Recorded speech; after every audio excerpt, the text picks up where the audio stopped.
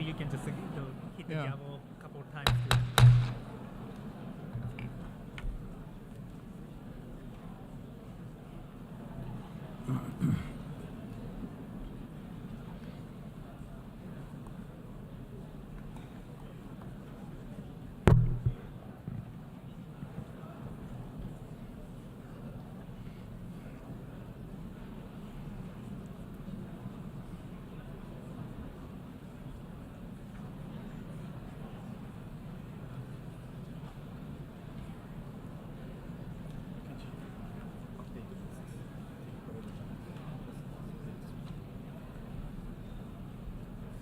The 41st plenary meeting of the 10th Emergency Special Session of the General Assembly is called to order.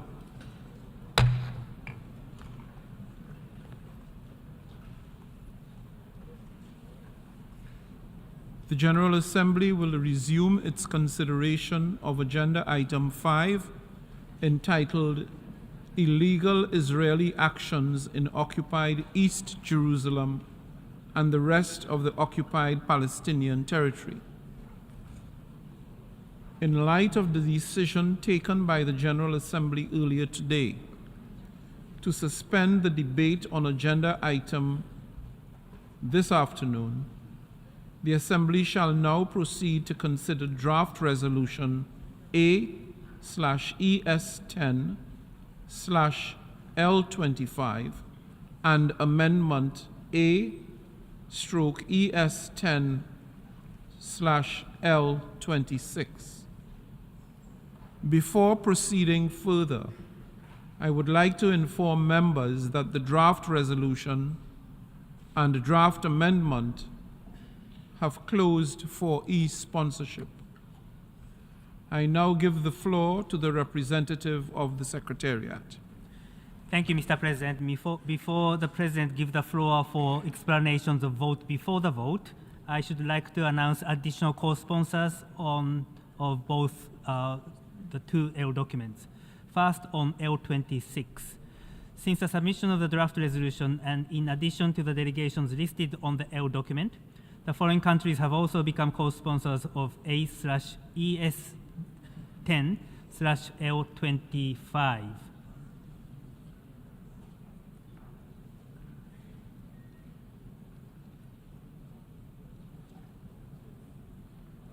Bear with us.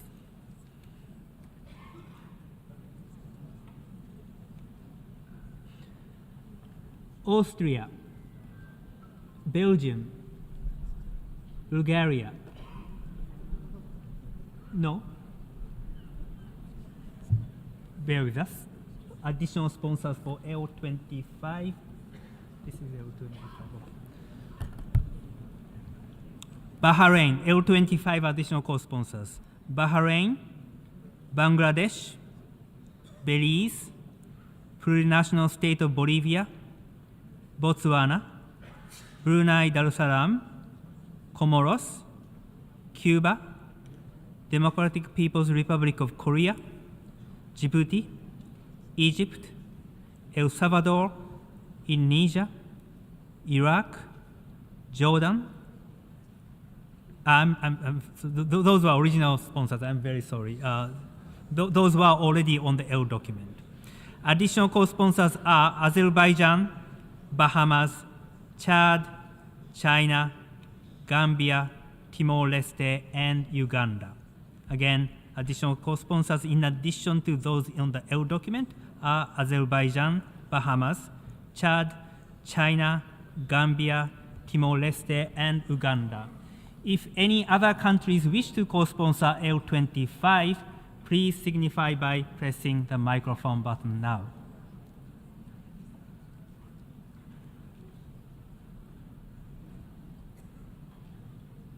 I see none as additional co-sponsors for L25. Next, on L26, since the submission of the draft amendment and in addition to the delegation listed on the L document, the foreign countries have also become co-sponsors of A/ES10/L26.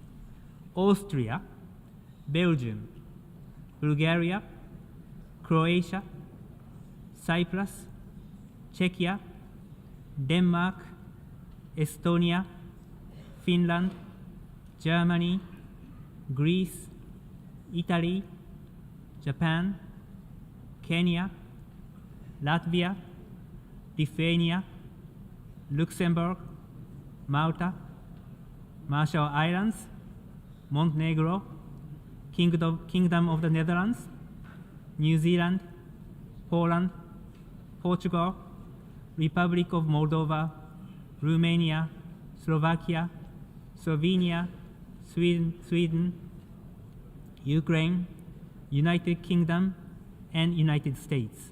If any other countries wish to co-sponsor L26, please signify by pressing the microphone button now. I see Tonga, Spain, North Macedonia, Federated States of Micronesia.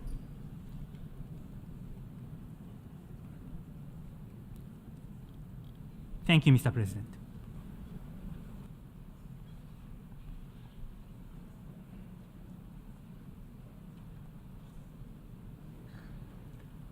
I thank the representative of the Secretariat. The Assembly will now proceed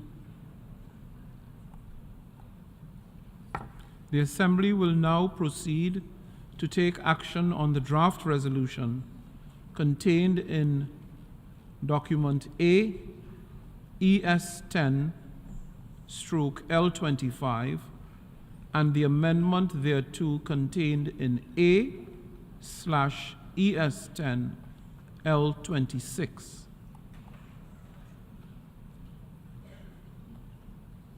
Delegations wishing to make a statement in explanation of vote before the vote on any of the proposals under this item, including the proposed amendment, are invited to do so now in one intervention.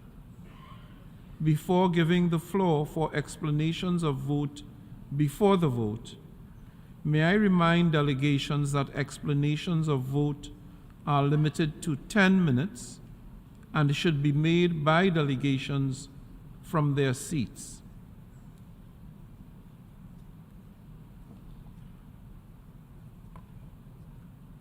Accordingly, I give the floor to the distinguished representative of Jordan. Mr. President, ladies and gentlemen, I stand before you today with a profound sense of duty as I present draft resolution L25 titled Protection of Civilians and Upholding Legal and Humanitarian Obligations on behalf of the Arab Group. This resolution is brought forward under the 10th Emergency Special Session Agenda Item 5, addressing illegal Israeli actions in occupied East Jerusalem and the rest of the Occupied Palestinian Territory. It has garnered co-sponsorship from 47 member states of this esteemed General Assembly. Mr. President, the situation in Gaza is dire, characterized by immeasurable suffering, where the fundamental human rights and the dignity of its people have been violated in blatant disregard of international law. The consequences of indiscriminate violence, the loss of countless innocent lives, and the extensive destruction of civil infrastructure are destined to leave a lasting mark on generations to come. Since the eruption of this cycle of violence and conflict on 7th October, over 7,000 Palestinians, innocent Palestinians, have tragically lost their lives, including women, children, elderly, health workers, and UN staff. The urgent need for an immediate ceasefire to end this prolonged tragedy and create a path towards diplomatic solutions cannot be overstated. It is not merely our responsibility, but a profound moral obligation to champion the cause of peace. In light of these compelling circumstances, as we all are witnessing a ground invasion conducted by Israel as we speak, and the absence of a resolute action by the United Nations Security Council 4 times so far, our draft resolution pursues a simple yet vital goal, one that aligns with the very purpose for which the United Nations was established: peace and compliance with international law. This resolution addresses the intensifying violence in Gaza Strip, the rest of the occupied Palestinian territory, including East Jerusalem. It calls for an immediate, enduring, and unwavering humanitarian truce, ultimately leading to a cessation of hostilities. It demands adherence to international law, especially concerning the safeguarding of civilians, humanitarian personnel, UN staff, and essential facilities. This resolution emphasizes the crucial necessity of unimpeded humanitarian access to life-saving essentials such as food, water, medical supplies, fuel, and electricity for the civilian population in Gaza. Moreover, it pleads for the immediate and unconditional release of captives and underscores the imperative of protection of civilians and humanitarian infrastructure and the disproportionate impact of armed conflict on vulnerable groups encompassing women, children, individuals with disabilities, and the elderly. Furthermore, the resolution underscores that the only viable path forward is a two-state solution rooted in pertinent UN resolutions and international law. In a time of crisis and uncertainty, this path offers hope for a just and lasting peace. Finally, I would like to remind delegations that Israel is responsible for the atrocities that are being committed now and that will be committed in their ground invasion of Gaza. Do not support any effort to legitimize such atrocities as we are seeing now in a proposal that perpetrates to whitewash such unlawful and horrendous aggression against the Palestinian people in Gaza. In this context, I call for a vote on Canada's Amendment L26. Thank you, President.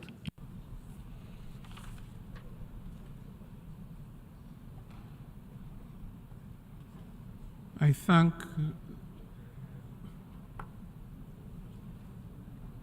the representative of Jordan for his statement, and I now give the floor to the representative of Canada. Thank you very much, Mr. President. We meet here today to take action and to show the people of Gaza and the people of Israel that we see their plight, the devastation they are facing, and the need to find ways to get more urgent help to them given the gravity of their despair and to deal with the causes of that despair. Any life lost is a tragedy. There is no hierarchy of death. Yet the critical reason for how we got here has already been forgotten by so many, as if it never happened. But just 2 weeks ago, Hamas terrorists killed over 1,400 Israelis, not even mentioned in the comments by my friend from Jordan, with their own hands and weapons, and wreaked sheer terror on the people of Israel. The ongoing threats of Hamas, Iran, its proxy Hezbollah, and others continue to hang over the entire region. Since that day, October 7th, over 7,000 Palestinians. And just 3 days ago, when I spoke to the Security Council, it was over 5,000. So we can see the need for a rapid response from this organization to deal with the humanitarian crisis. Those who have been living under Hamas's tyranny have been killed, and over 1 million are displaced. This is what has prompted this body, this emergency special session, into action. We acknowledge the considerable efforts deployed by the drafters to take into account the comments. And we are grateful for those efforts, which have certainly made it possible to considerably improve the text. Unfortunately, Canada cannot support the text as it's currently proposed. we cannot act as a General Assembly of the United Nations without acknowledging the terrible events of the 7th of October and without condemning the terrorists who are responsible for this. And that is why Canada is presenting an amendment to the resolution presented here with a view to condemning the terrorist attacks carried out by Hamas of the 7th of October and the hostage-taking which continues. If the amendment is not adopted, not only will the Security Council, not only would they not have acted following this violence, but this organ will adopt a resolution which doesn't even mention anywhere the organization which is responsible for one of the worst terrorist attacks in history, and we will all have to live with that failure while the tragedy continues to unfold. The purpose of this amendment is quite straightforward. It is not by any means a whitewash of anybody. Facts are facts. On October 7th, Hamas committed acts of terror by killing and kidnapping innocent men, women, and children. We in this assembly have an obligation to name two things not mentioned in the draft resolution: the organization that bears responsibility for those events and its consequences, and the deliberate cruelty of the murders and the hostage-taking that is still underway. Our amendment does just that, no more and no less. The actions of a terrorist organization are not to be confused with the will of the Palestinian people. Nothing and no one can justify the terror that Hamas has unleashed.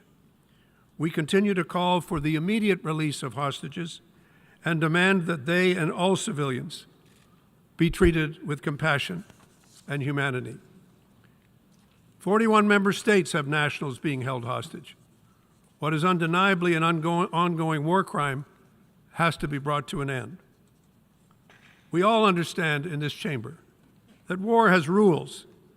We share a common obligation to protect civilians, to respect international humanitarian law, ensure that aid workers are safeguarded in all circumstances. Civilian deaths in Gaza, including of employees of the United Nations itself, are tragically and unacceptably high, and we urge the steps required to deal with the rapidly deteriorating humanitarian situation. Unimpeded access to assistance is essential, which is why we specifically endorse the need for humanitarian pauses. We commend the United States, Egyptian, and Israeli efforts to allow the first deliveries of humanitarian assistance through the Rafah border crossing.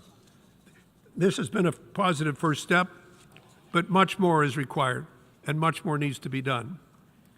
To date, we've committed $60 million from Canada in humanitarian assistance that will go to trusted UN and Red Cross partners who will help address the immediate needs on the ground. We will continue to ensure that our support helps provide food, water, and other life-saving assistance to those who need it most. As we look at the region in its entirety, it is crucial that the violence we are witnessing in Israel and Gaza does not spread further to the West Bank or elsewhere. The fragile situation along Israel's northern border with Lebanon is concerning to all of us, and more than ever, regional escalation remains a real threat. It is our hope that neighboring countries are not brought even deeper into this conflict. To be clear, Mr. President, Canada supports the right of Israelis and Palestinians to live side by side in peace and in security. Key steps must be taken to ensure that we take this past and this ending this terrorist attack after we have had the courage to name it, and ending the power of terrorist organizations in the region has to be one of the steps that we can all agree needs to be taken. This is why I'm urging all of you to support this amendment, which brings balance to the resolution and names what must be named. What we are proposing is factual and it is fair. If our amendment is adopted, it will allow many member states to support the text as a whole, including Canada. Thank you, Mr. President. I thank the distinguished representative of Canada for his statement, and I now invite Pakistan, the distinguished representative of Pakistan, to take the floor.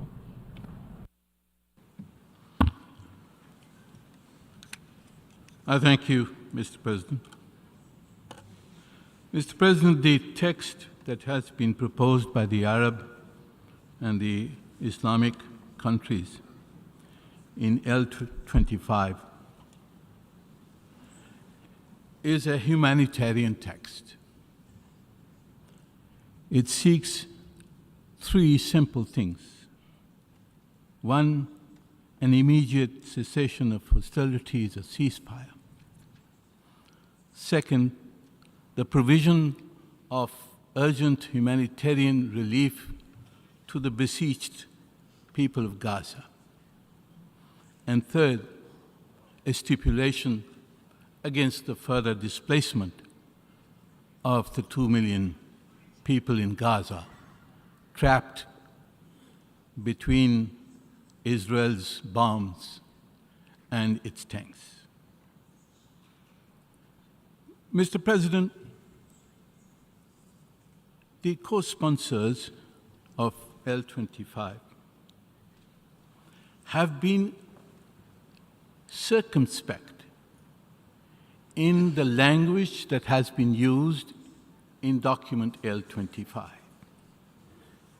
The document has not condemned Israel by name. And this has been a deliberate act of moderation on the part of the sponsors.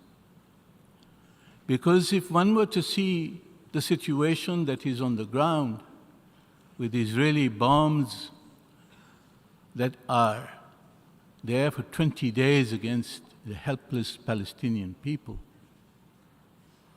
with 7,000 men, women, and small children, half of them children, killed by Israel in the last 20 days, 17,000 injured, 1.1 million Palestinians displaced. The enormity of the crimes that are being committed by Israel against the Palestinian people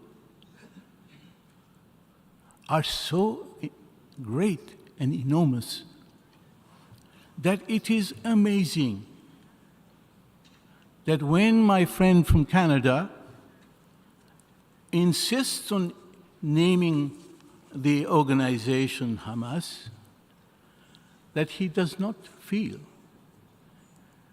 the need for the equity and balance and fairness for which Canada is so well known. He does not feel the need to name Israel for killing 7,000 Palestinians and injuring 17,000. Only Hamas. Is this balance? He says what needs to be named has to be named. We believe Israel needs to be named. If you are fair, if you are equitable, if you are just, you will not blame one side and not the other. And if you were to go back to the issue of who started this, we all know who started this. It is a 50 years of Israeli occupation and the murder and killing of Palestinians with impunity that started this. When you push a people into the corner, they will respond. This is what the Secretary General said. It did not happen in a vacuum. And look at the reaction that came from the Israeli representative, insulting the Secretary General, calling for his resignation. They can't face the truth. They can't face justice. They can't face the fact that the crime has originated with the Israelis. The Israeli occupation is the original sin in this case. It is not what happened on the 7th of October. That is a proximate cause.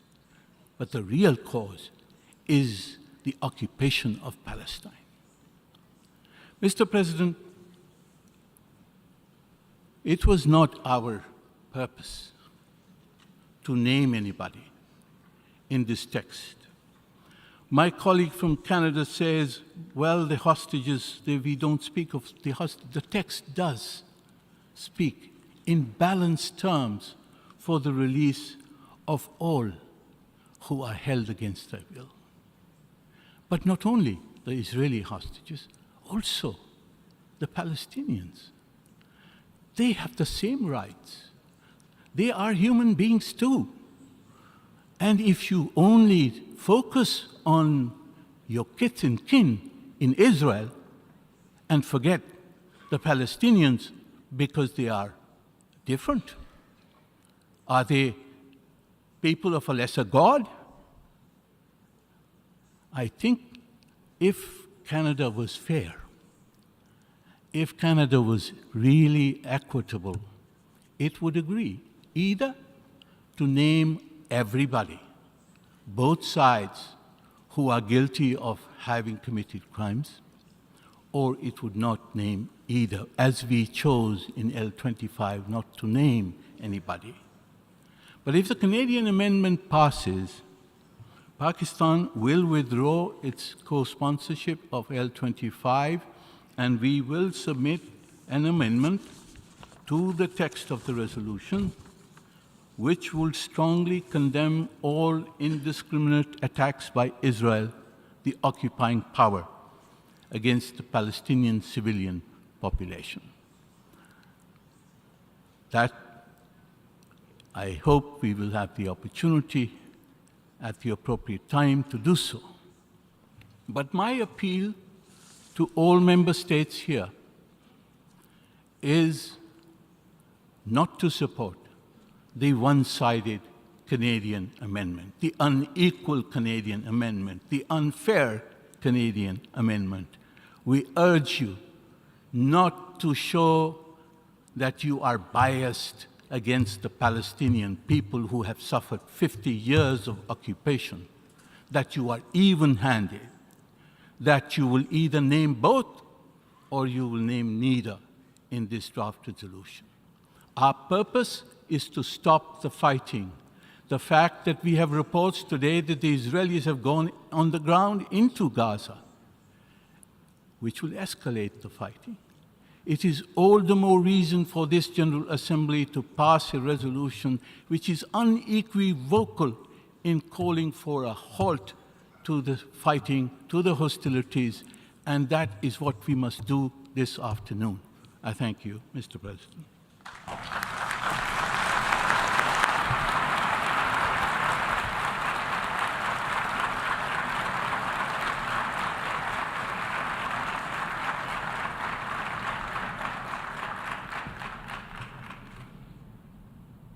We have heard the last speaker in the explanation of vote before the vote. As decided this morning, I wish to recall that a 2/3 majority of the members present and voting is required for the adoption of the draft resolution and any amendments thereto. Before proceeding to take a decision on draft resolution A/ES10/L25, in accordance with Rule 90 of the Rules of Procedure, the Assembly shall first take a decision on draft amendment A/ES10/L26 submitted by Canada. We now turn to draft amendment contained in document A/ES10/L26. A recorded vote has been requested. We shall now begin the voting process. Those in favor of draft amendment A/ES10/L26, please signify. Those against? Abstentions. The General Assembly is now voting on draft amendment A/ES10/L26. Will all delegations confirm that the votes on L26 are accurately reflected on the screen?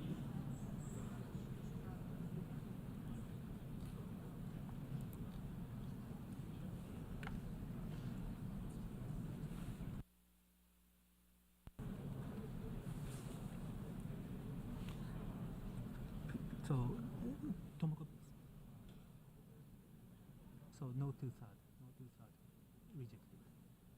And I will ask, having failed to obtain a two-thirds majority, it's not adopted. I'll just, yeah.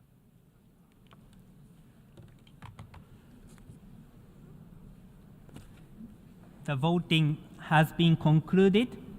Please lock the machine. So, Mr. President. Should I read it out? Yes, but before that, so this is short of two-thirds majority, so it's rejection. It's rejection. So please read this, and then the last line, having failed to obtain a two-thirds majority of members present voting, the draft amendment is not adopted. Okay.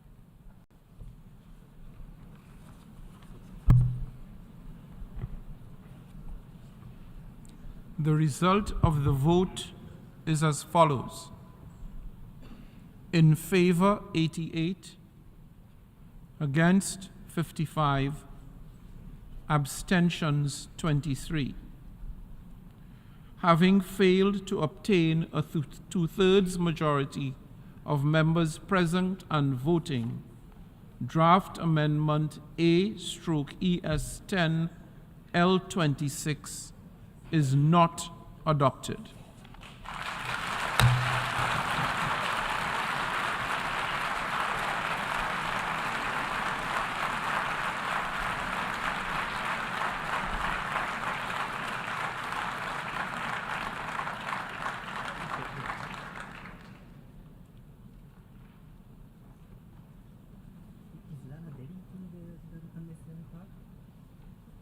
Are you deleting the unnecessary part? Delete. Delete.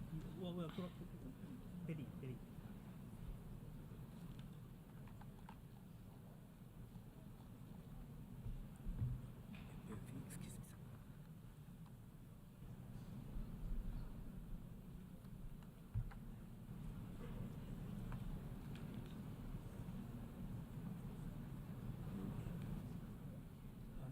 So remove as amended, right?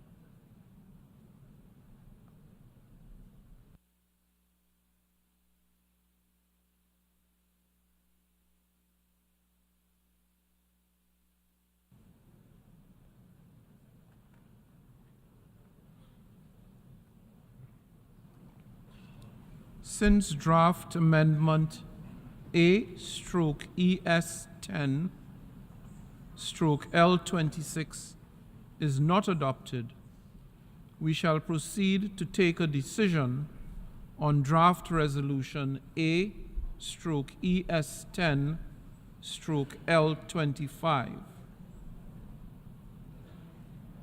The Assembly will now take a decision on draft resolution A/ES10/L25 entitled Protection of Civilians and Upholding Legal and Humanitarian Obligations.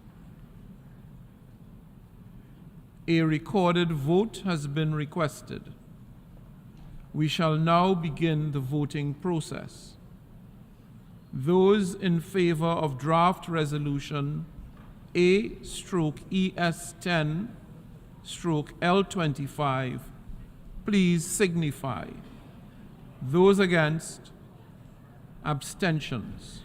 The General Assembly is now voting on draft resolution A/ES10/L25 entitled Protection of Civilians and Upholding Legal and Humanitarian Obligations.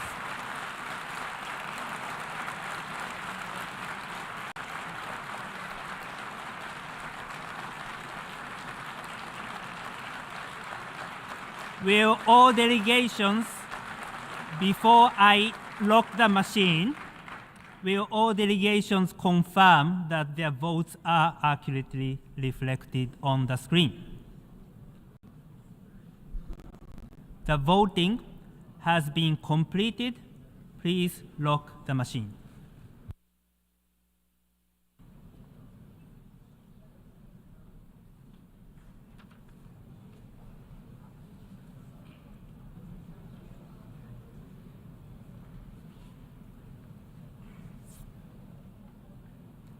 The result of the vote is as follows. In favor, 120. Against, 14. Abstentions, 45. Draft Resolution ES10L25 is adopted.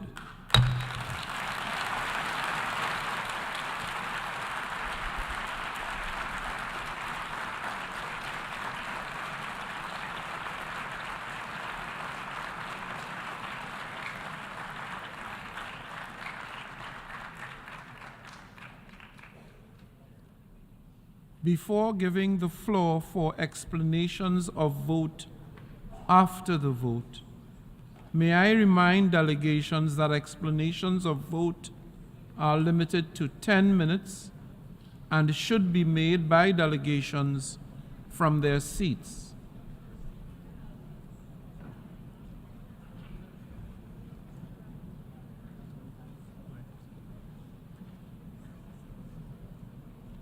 I now call on the distinguished representative of Iceland. Mr. President, we are convening this emergency special session against the backdrop of another great tragedy for millions of Israelis and Palestinians and a disappointing impasse in the Security Council. Iceland supported the amendment proposed by Canada, which would have added a much-needed context and balance to the resolution. Iceland regrets that the amendment did not pass. Without the inclusion of those essential elements, Iceland decided to abstain on the resolution tabled by Jordan, despite supporting many of its key elements, notably on the humanitarian front. It is unfortunate that consensus could not be reached on a resolution to address the grave humanitarian situation and the need for concrete action to protect civilians and facilitate the safe delivery of humanitarian assistance. Mr. President, Iceland joins the calls for humanitarian pause to facilitate the safe delivery of humanitarian aid throughout Gaza. Safe and unimpeded humanitarian access must be ensured. Civilians and civilian objects, medical personnel, and humanitarian workers and assets must be protected. We deplore the immense suffering of innocent civilians and the thousands, including women, children, and UN personnel, that have been killed. We are alarmed by the impact of mass evacuations of civilians in Gaza. We must prevent further escalation for the sake of Israelis, Palestinians, and the wider region. Across the world, this continuous violence is fuming the flames of hate, anti-Semitism, Islamophobia, and racism. Mr. President, Iceland is grateful to the UN Secretary General for his tireless efforts to ensure the urgent delivery of life-saving humanitarian assistance to the civilian population of Gaza. We echo his calls for humanitarian aid to the civilian population of Gaza, so desperately in need of food, water, shelter, and medical care. We welcome the opening of the Rafah crossing, and we commend the humanitarian personnel working night and day to facilitate the urgent delivery of humanitarian assistance. More aid is needed, and it is needed now. Time is running out. Iceland has responded to UN emergency appeals with an additional contribution to UNRWA, our long-standing humanitarian partner, and the lead UN agency mandated with supporting Palestine refugees. We urge other donors to step up their support to UNRWA's critical frontline delivery of aid to the people of Gaza. To conclude, Mr. President, we must break out of this vicious cycle of violence and work towards a sustainable political solution. The international parameters for a long-term sustainable solution to the conflict are clear.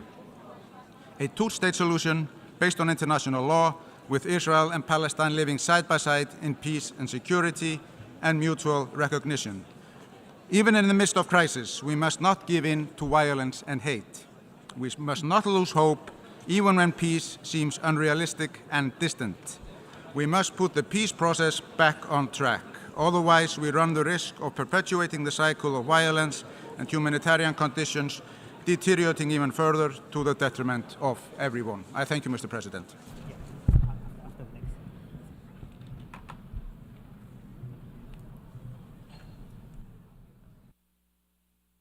Before giving the floor to the next speaker, you may wish to ask delegations to remain seated to listen to other speakers. It's been just quite long. Distinguished delegates,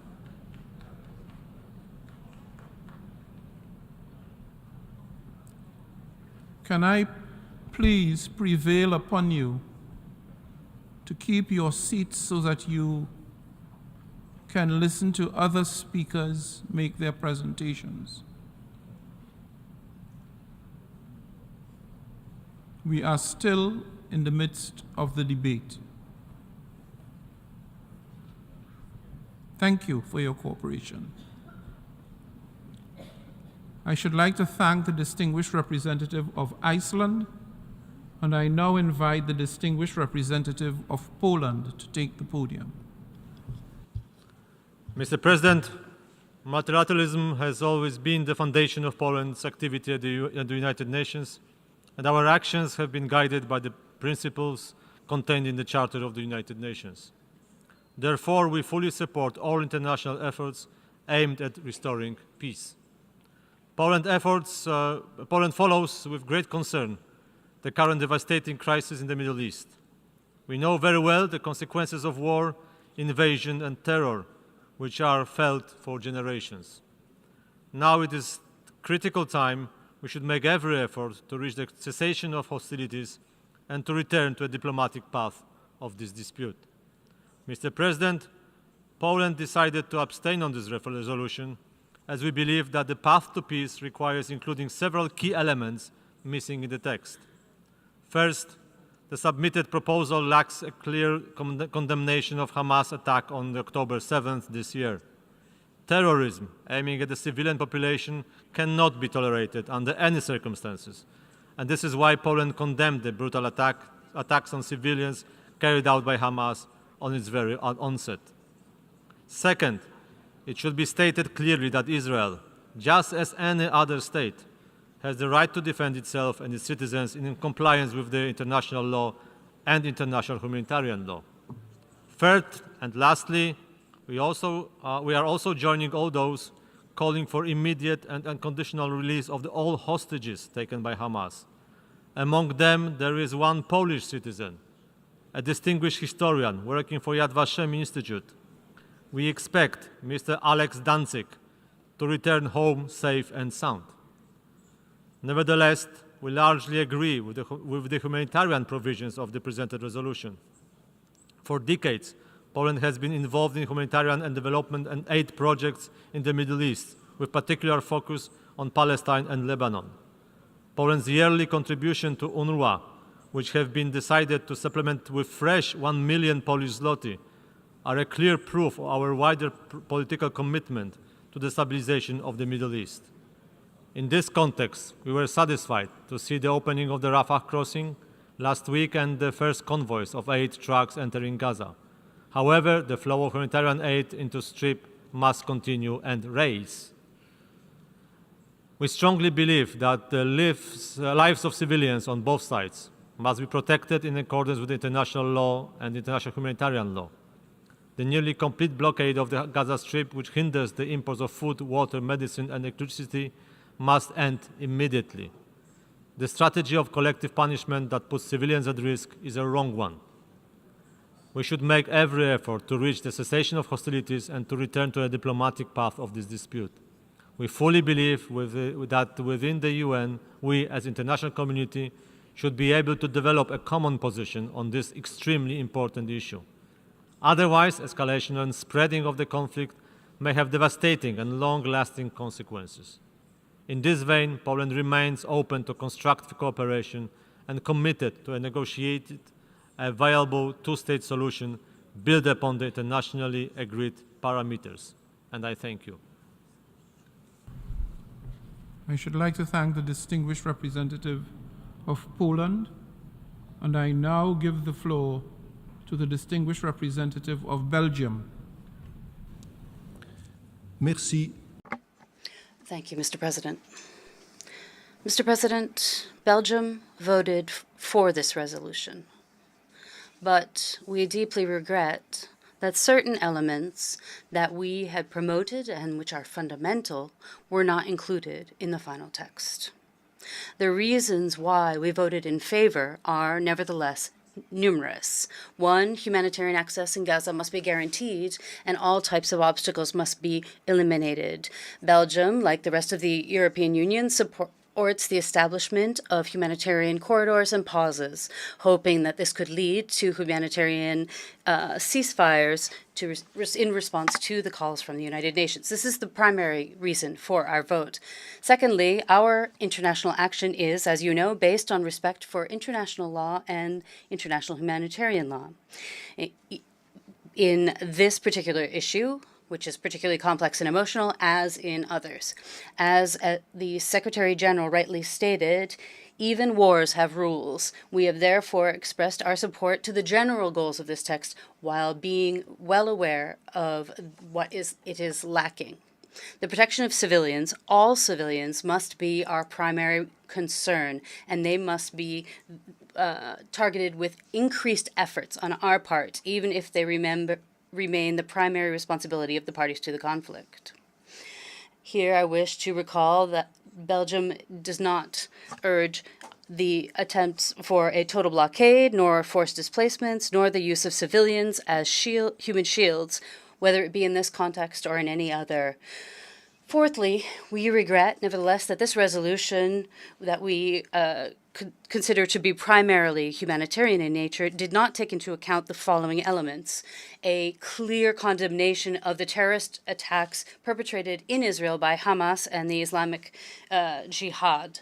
Terrorism must be fought in all circumstances. These acts could not pass in silence. They should have been condemned explicitly in the Security Council. Since this was not possible, the current resolution could have denounced them to a greater extent.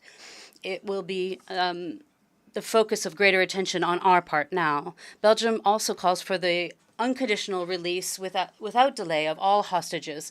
Such an act, which runs counter to international humanitarian law, could have been dealt with in a more explicit manner, and I commend those who are currently working to free the hundreds of innocents currently detained by these terrorist groups. Belgium recognizes unequivocally the right of Israel to defend itself. This incontestable right under international law must be carried out in respect of international humanitarian law, and this should also be included in an explicit manner.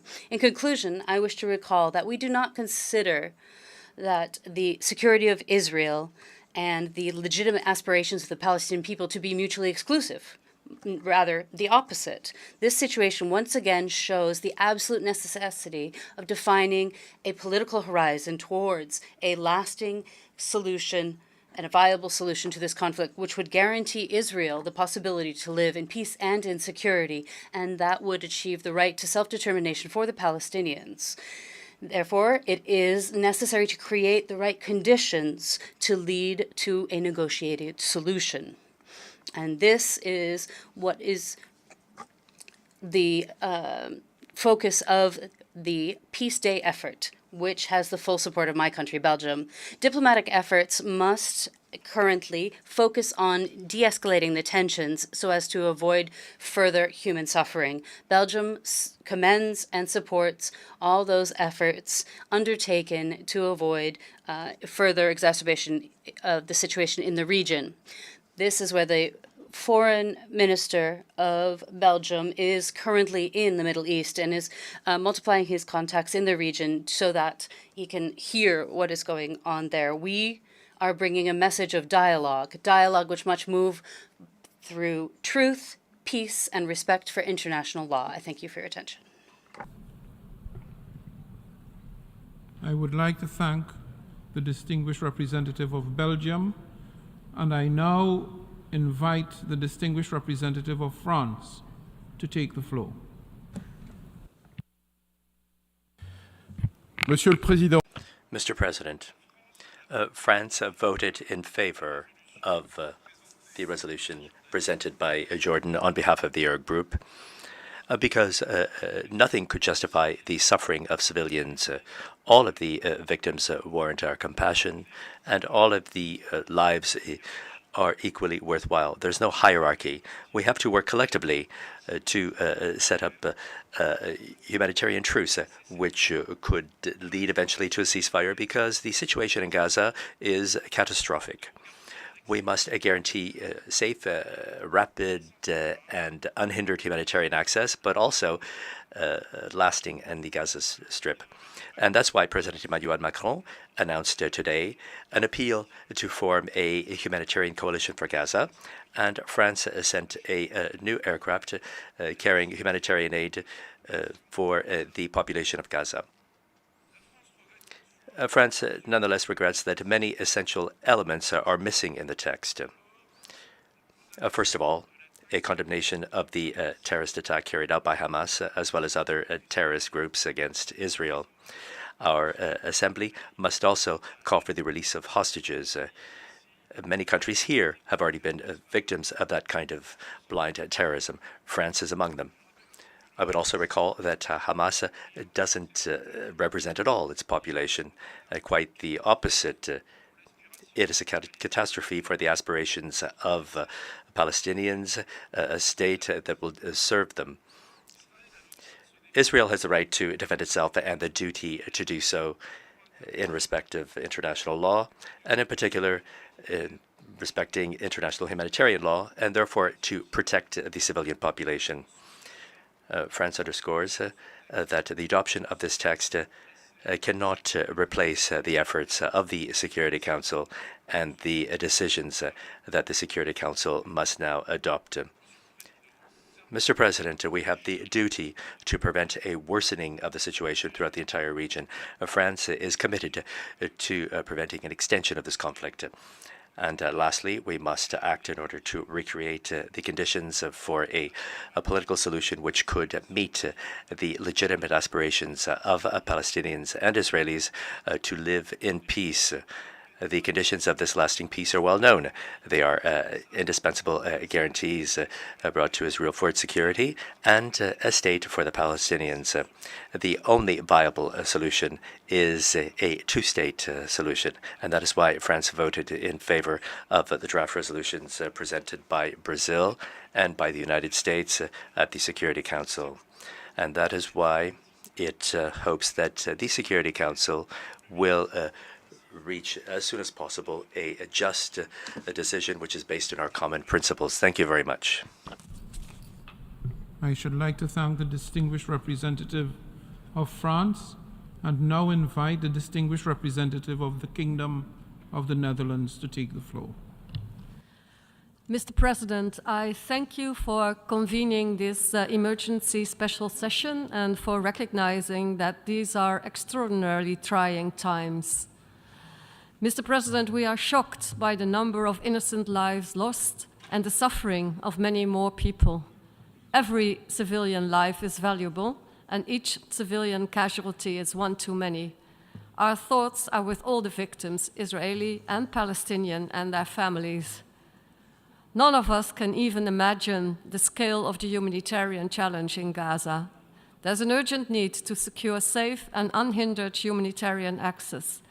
Food, water and fuel, including for hospital generators, must be allowed in immediately, as well as medicines for the many that desperately need them.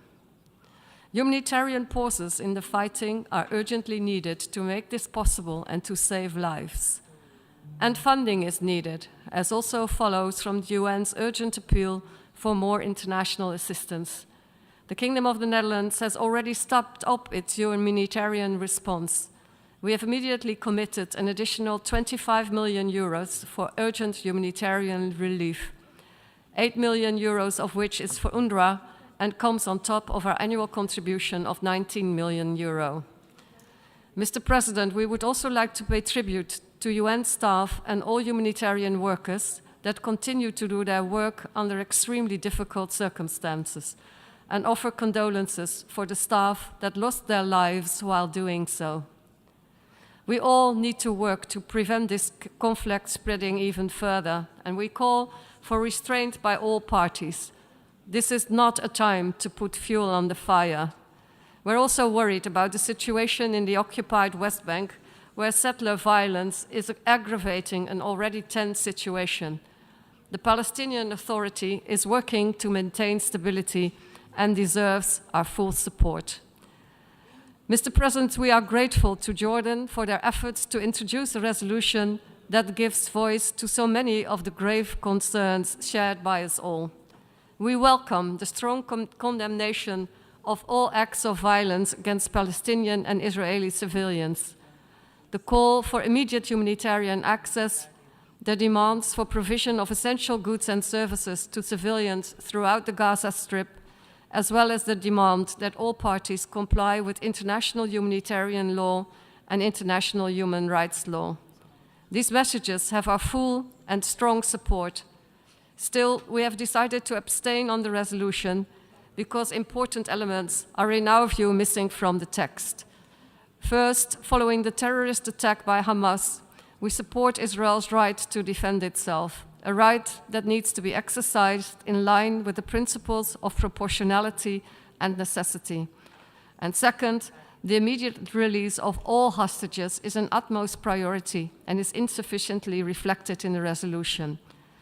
Also, we prefer to look at existing UN mechanisms first rather than call for the creation of a new mechanism to ensure protection of the civilian population.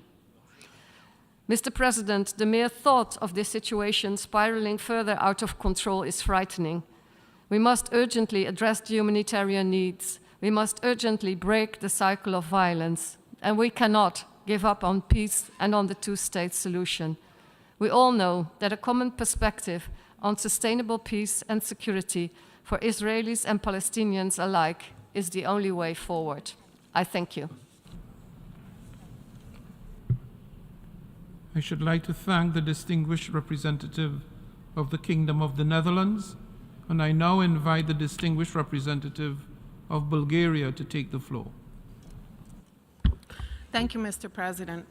Bulgaria is gravely concerned with the rapidly deteriorating humanitarian situation in Gaza and calls for continued, rapid, safe, and unhindered humanitarian access and aid to reach those in need through all necessary measures, including humanitarian corridors and pauses for humanitarian needs. We underline the importance of ensuring the protection of all civilians at all times in line with international humanitarian law and deplore all loss of life, of civilian life.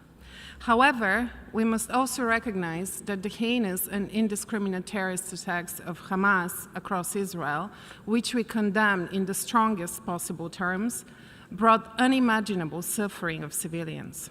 The use of civilians as human shields by Hamas is a deplorable atrocity. We call for the immediate and unconditional release of all hostages. There is no justification for terror, and Israel has the inherent right to defend itself in accordance with international law and international humanitarian law.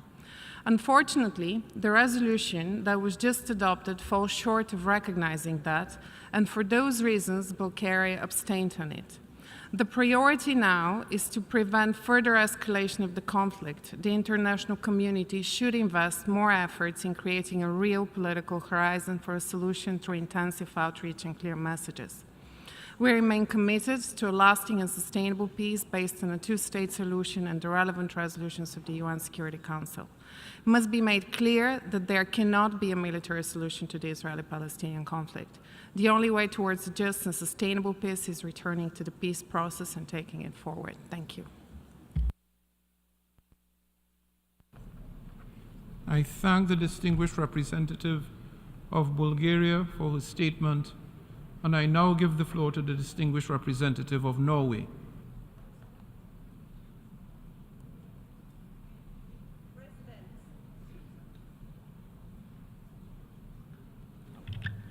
Norway voted in favour of the resolution just adopted.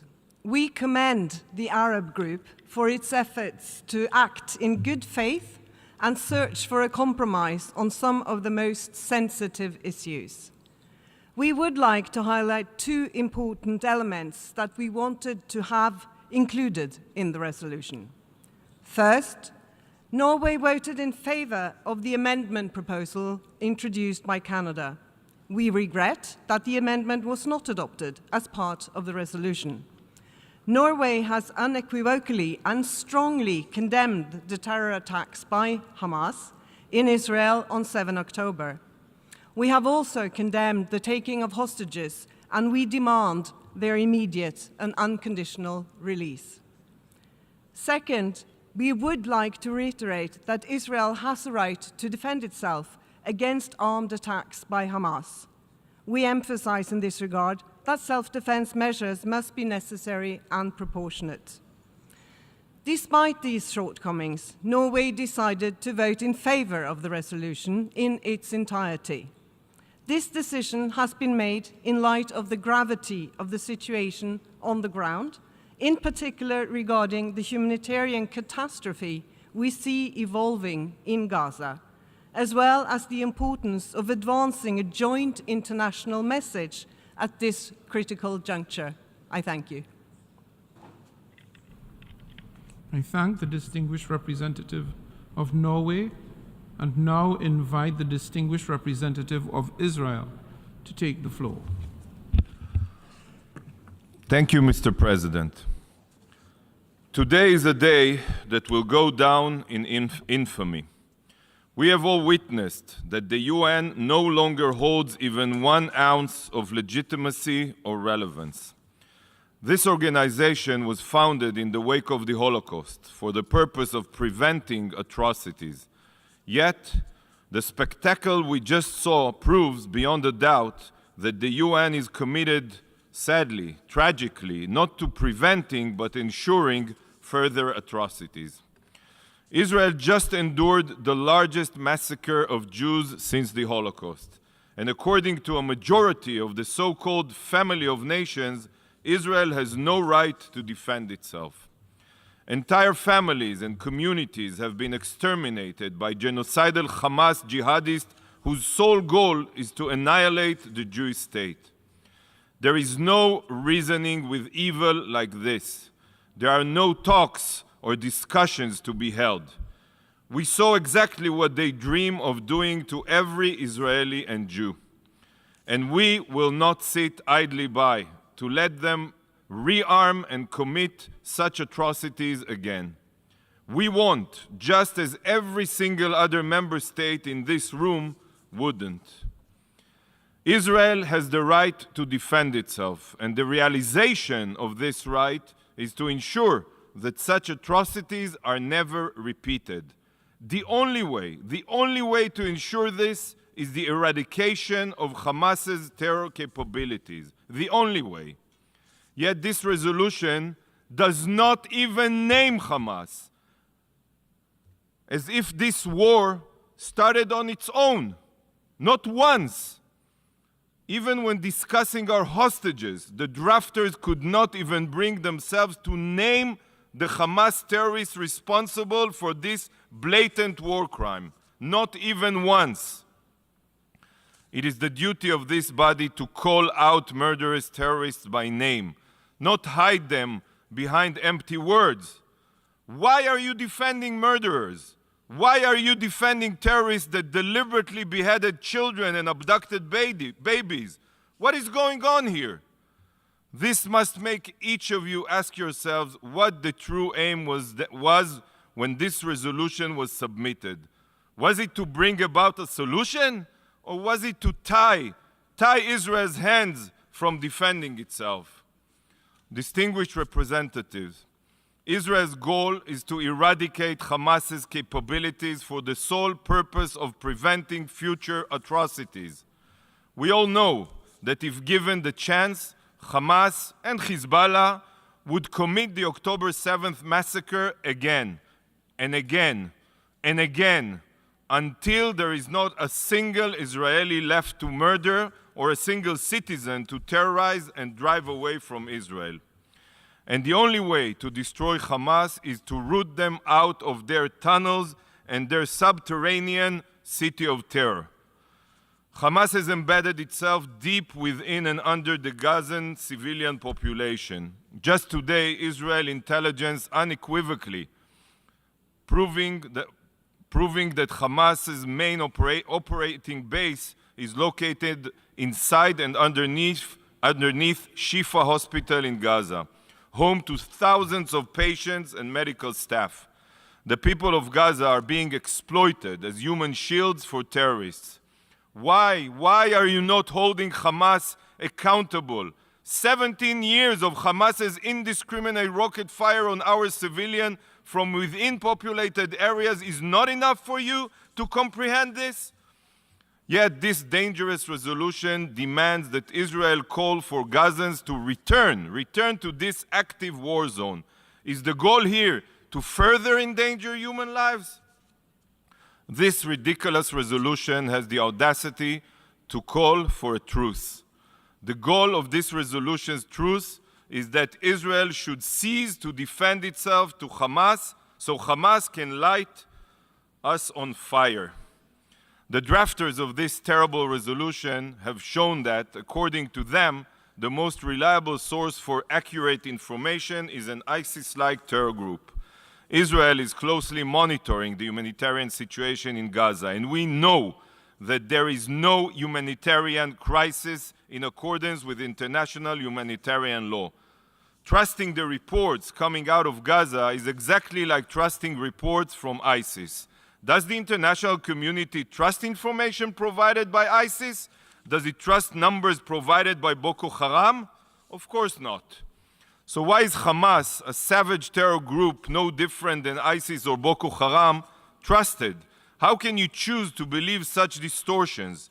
Every single Gazan ministry is run by Hamas. It is all a front for Hamas. Every official statistic is the word of genocidal terrorists.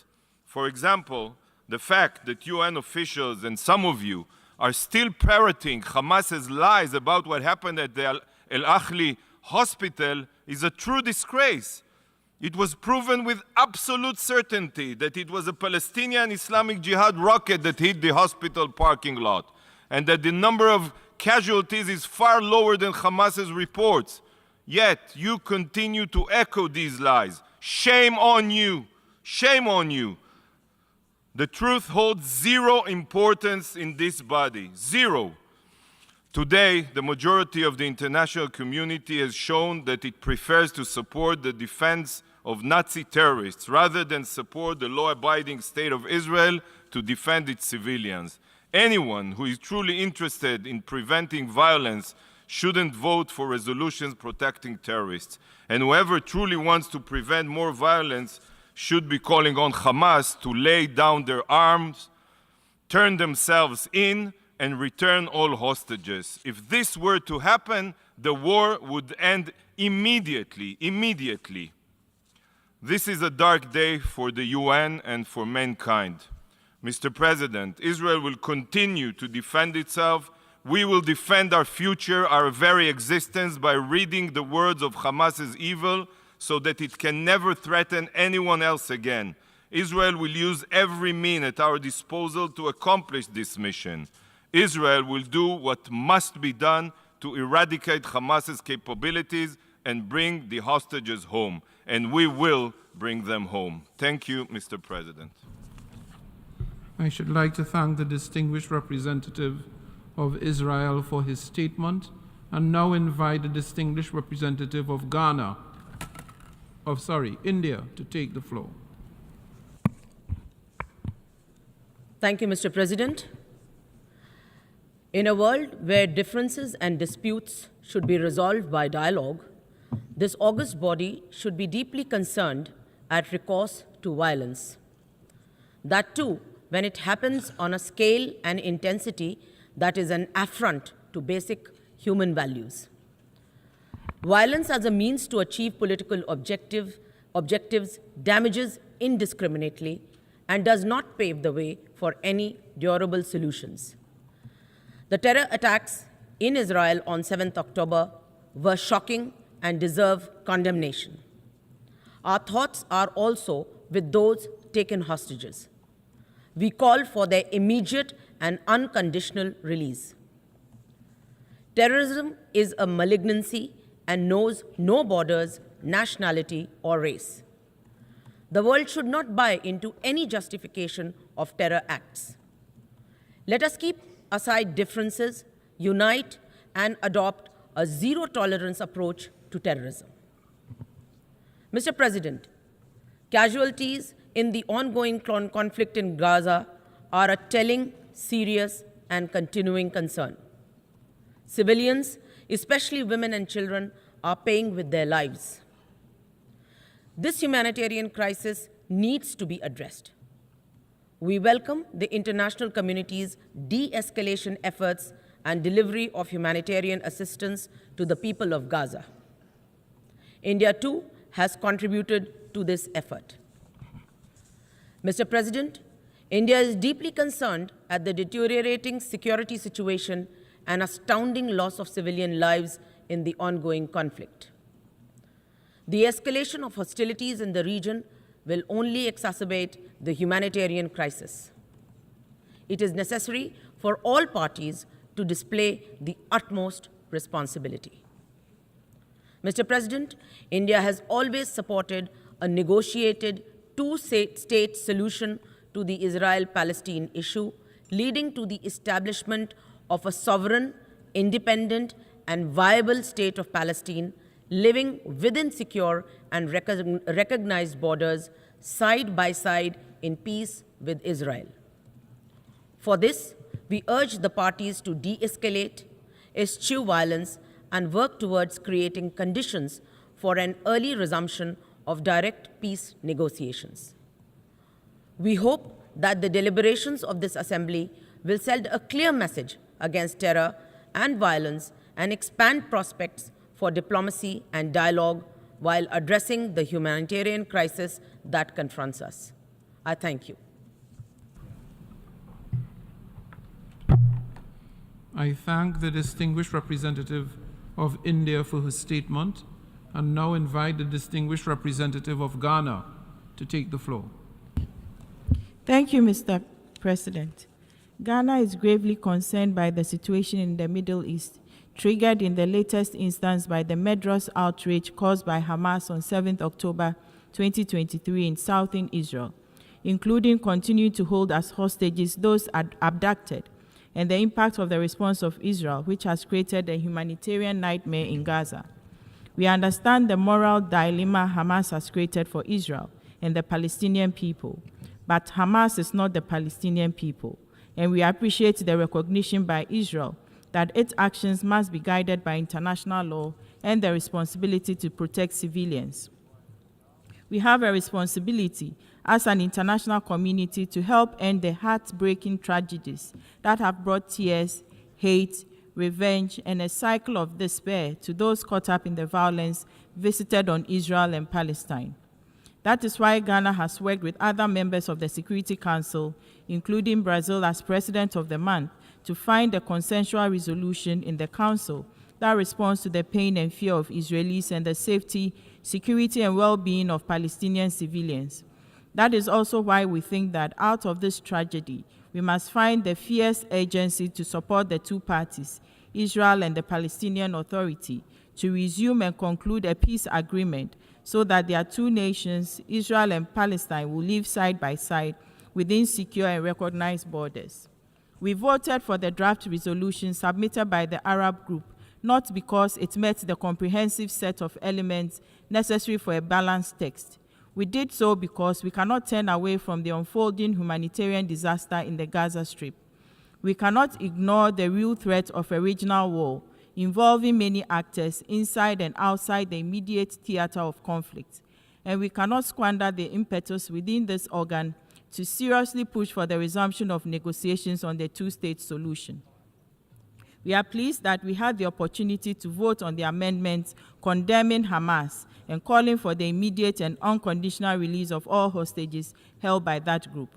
Those who arm groups whose actions endanger the lives and statehood of Palestine must reconsider if that support is indeed in the interest of the people of Palestine. We call on all, including Israel, to take action to restore the authority and legitimacy of the Palestinian Authority. We are convinced that until the Israeli-Palestine peace treaty is signed, the goodwill of the Palestinian people is the best guarantee for true security. We call on Israel, as a gesture of goodwill, to declare a voluntary truce to enable needed humanitarian services to be provided to the people of Gaza and to give space to genuine steps that address its legitimate security concerns, including the immediate and unconditional release of the hostages and a durable peace. We equally call on all those with influence over Hamas to encourage them to commit to the peace negotiations and an end to the campaign of terror. I thank you for your attention. I should like to thank the distinguished representative of Ghana for her statement and now invite the distinguished representative of Algeria to take the floor. شكرا سيد الرئيس. لقد صوت. Thank you, Mr. President. Algeria voted in favor of this resolution because we are convinced of the importance of uniting our efforts on the international level to achieve our common goals and to carry out the necessary measures so as to end the suffering of our brothers and sisters in the occupied Palestinian territories, in particular due to the recent aggression that has been carried out over the last few weeks by the occupying power. This aggression, which continues to increase, to expand, and the losses of life are something that we must acknowledge, the tragic situation in the Gaza Strip. We must first state that we disassociate ourselves from any term in this resolution which aims to place the responsibility for this massacre on the Palestinian people. The occupying power is the only responsible for this carnage and for these violations of international law. Secondly, my country dissociates itself from any language that would give any type of legitimacy to this aggression against the Gaza Strip. We once again condemn the massacres that were perpetrated against the Palestinian people, and we call on the international community to unite, to end this bloodbath, and to provide the necessary protection to the Palestinian people. Thirdly, we deplore the suppression of the language referring to ceasefires. From a political nor moral point of view, can we oppose a ceasefire? Ceasefires are not a choice, but an absolute necessity, so as to end this ethnic cleansing that the Palestinian people are facing today, and due to the current humanitarian situation in the Gaza Strip. Fourthly, we are not pleased that there are not enough references to accountability. We call for the Israeli power to be held responsible before the appropriate authorities. We must bolster the Security Council's responsibilities to maintain international peace and security on behalf of all UN member states. in accordance with Article 24 of the UN Charter. The Security Council cannot continue to be silent when women and girls are being killed every day in the occupied Palestinian territories. In conclusion, we wish to reiterate our support to our brother people of Palestine in its fight for its legitimate fight for its rights to establish an independent state with East Jerusalem as its capital. We call on the international community to guarantee the rights of the Palestinian people, because this is the only way to ensure peace and security in the Middle East. Thank you. I should like to thank the distinguished representative of Algeria and now invite Switzerland to take the floor. Monsieur le Président, le 7 octobre dernier, President, on the 7th of October, Hamas carried out unjustified and shocking terrorist attacks against the civilian Israeli population. Switzerland condemned these attacks in the strongest terms in the very earliest hours. We supported the resolution that was submitted by Jordan to this assembly. Nevertheless, the accountability of the Hamas terrorists is also important for us. This is why we also supported Canada's amendment. We regret that the unjustified and shocking terrorist attacks by Hamas and a call for an immediate freeing of the hostages was not included. We call for an immediate and lasting and sustained humanitarian pause, which would lead to a cessation of hostilities. This resolution is essential. We must ensure that the rapid and unfettered access is given to humanitarian aid for the region, because the humanitarian situation is catastrophic, in particular for the million people who are displaced. Today, faced with the degradation of the situation in occupied Palestinian territories, including East Jerusalem, this is crucial. We also believe that the resolution expresses the deep commitment of many UN member states to international humanitarian law, international law, and human rights. We reiterate that the international humanitarian law takes into account both humanitarian regulations and the rules of combat, which must be respected, including distinction, precaution, and proportionality when carrying out hostilities. Switzerland is committed to a unified action by the Security Council and will continue to do so. Finally, we must not lose sight of the fact that the only way to establish peace and security is the two-state solution, two democratic states, Israel and Palestine, living side by side in peace within these safe and recognized borders, as this assembly has called for decades. Thank you. I should like to thank the distinguished representative of Switzerland and now call upon the distinguished representative of Czechia to take the floor.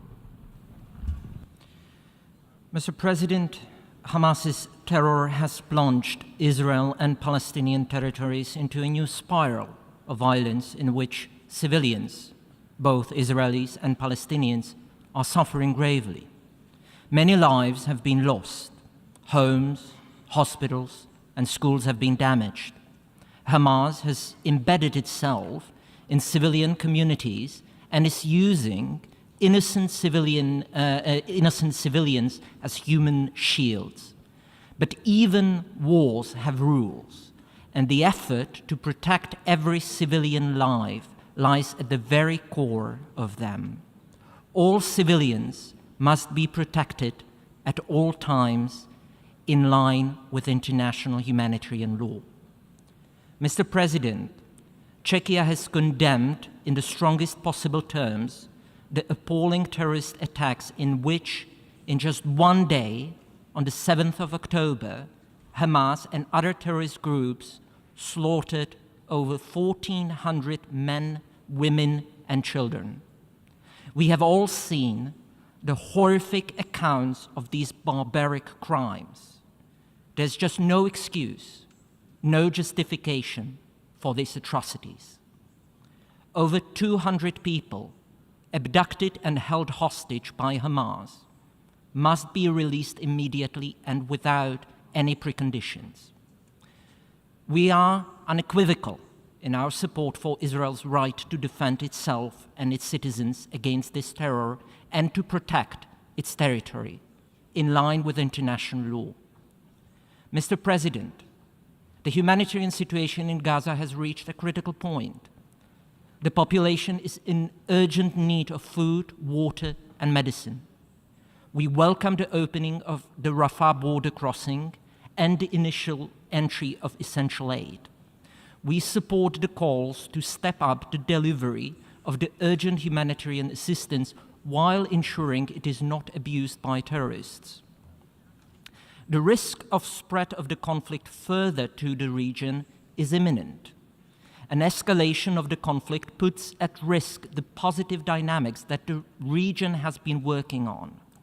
We commend the tireless diplomatic efforts to de-escalate the situation and to prevent the Hamas-Israel conflict to spiral into a regional war. To that end, actions that incite violence and escalate the conflict, as well as any support to the terrorist groups such as Hamas and the Palestinian Islamic Jihad, have to be rejected.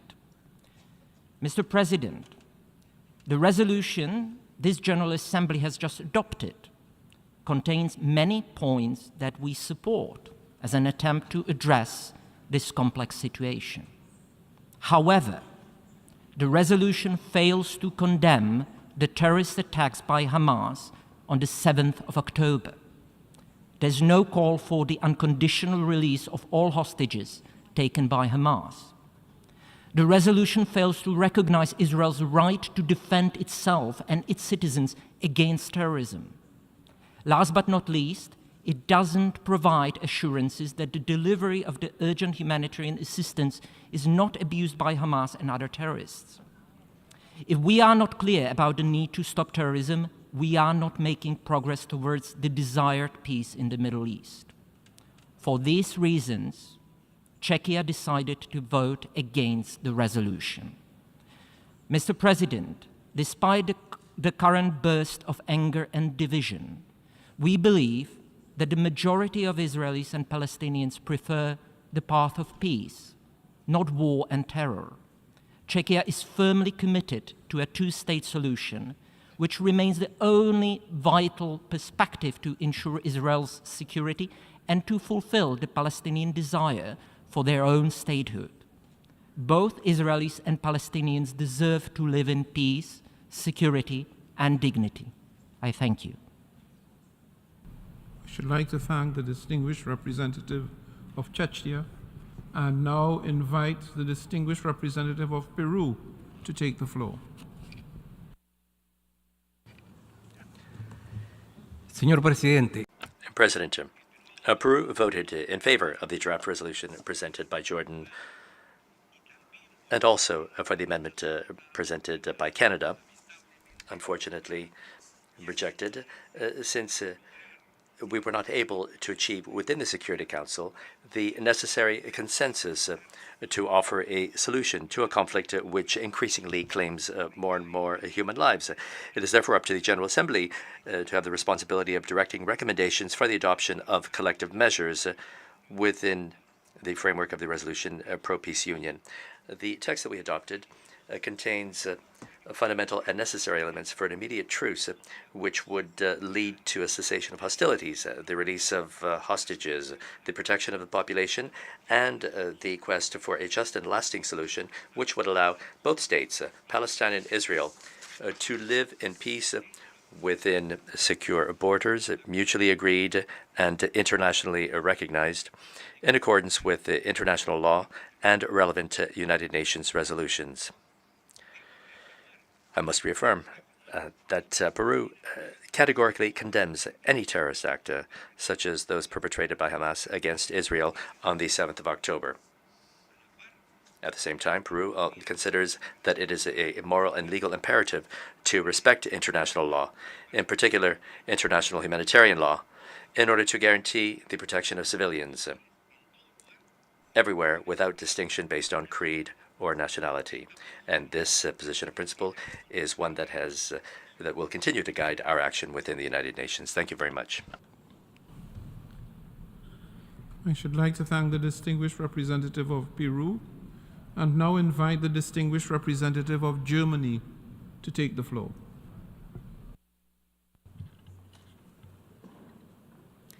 Thank you, Mr. President. Today was a difficult day for the General Assembly. I thank Jordan for its work and take the opportunity to explain our vote. On 7th of October, Israel fell victim to an unprecedented terrorist attack carried out by Hamas.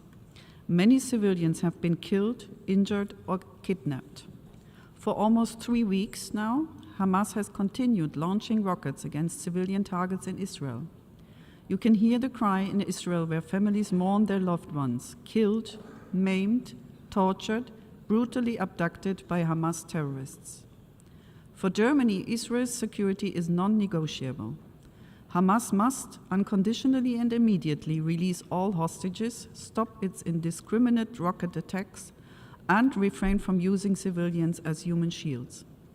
Like any other state in the world, Israel has the right to defend itself against terrorism within the framework of international law. Mr. President, addressing the plight of Palestinians in no way contradicts this clear and unwavering stance. We also hear the cry of parents in Gaza mourning and fearing for the lives of their children. The humanitarian situation in Gaza is getting direr day by day. Germany calls for continued, rapid, safe, and unhindered humanitarian access and aid to reach those in need through all necessary measures, including humanitarian corridors and pauses for humanitarian needs. Mr. President, we believe that the draft resolution tabled by Jordan for the Arab group rightly underlines the pressing humanitarian needs of civilians in Gaza and calls for humanitarian access. On the other hand, in our view, the text has major flaws. It fell short of explicitly condemning the terrorist attacks by Hamas and calling out Hamas' responsibility for killing civilians, taking hostages, and indiscriminately firing rockets against civilian targets. We therefore thank Canada for tabling an amendment that clearly names Hamas' responsibility and suggests more unequivocal language. Germany has therefore supported the Canadian amendment and deeply regrets that it did not get the necessary majority. Germany abstained on the resolution before us. Mr. President, in the UN, we speak the language of international law, of humanity, of peaceful coexistence. This is what unites us. The rules of the UN Charter and international humanitarian law should guide our work towards a meaningful peace process, allowing both Israelis and Palestinians to live side by side in peace and security in two independent states. We must all step up our efforts to this end. I thank you.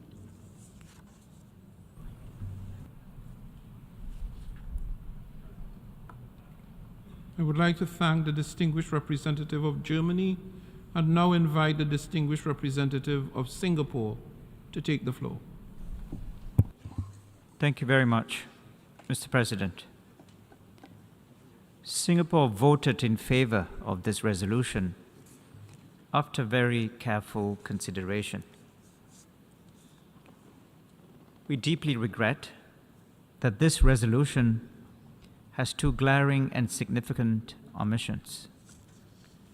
First, it makes no mention of Hamas's role in perpetrating the massive and coordinated terror attacks, which led to the brutal killing of 1,400 Israelis and others, and the abduction of more than 200 hostages.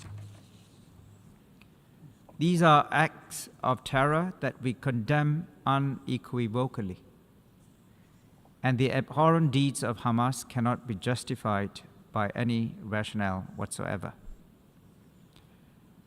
We reiterate our call for the immediate, unconditional, and safe release of all civilians taken hostage. Secondly, this resolution does not acknowledge Israel's legitimate right to defend its citizens and territory in compliance with international law.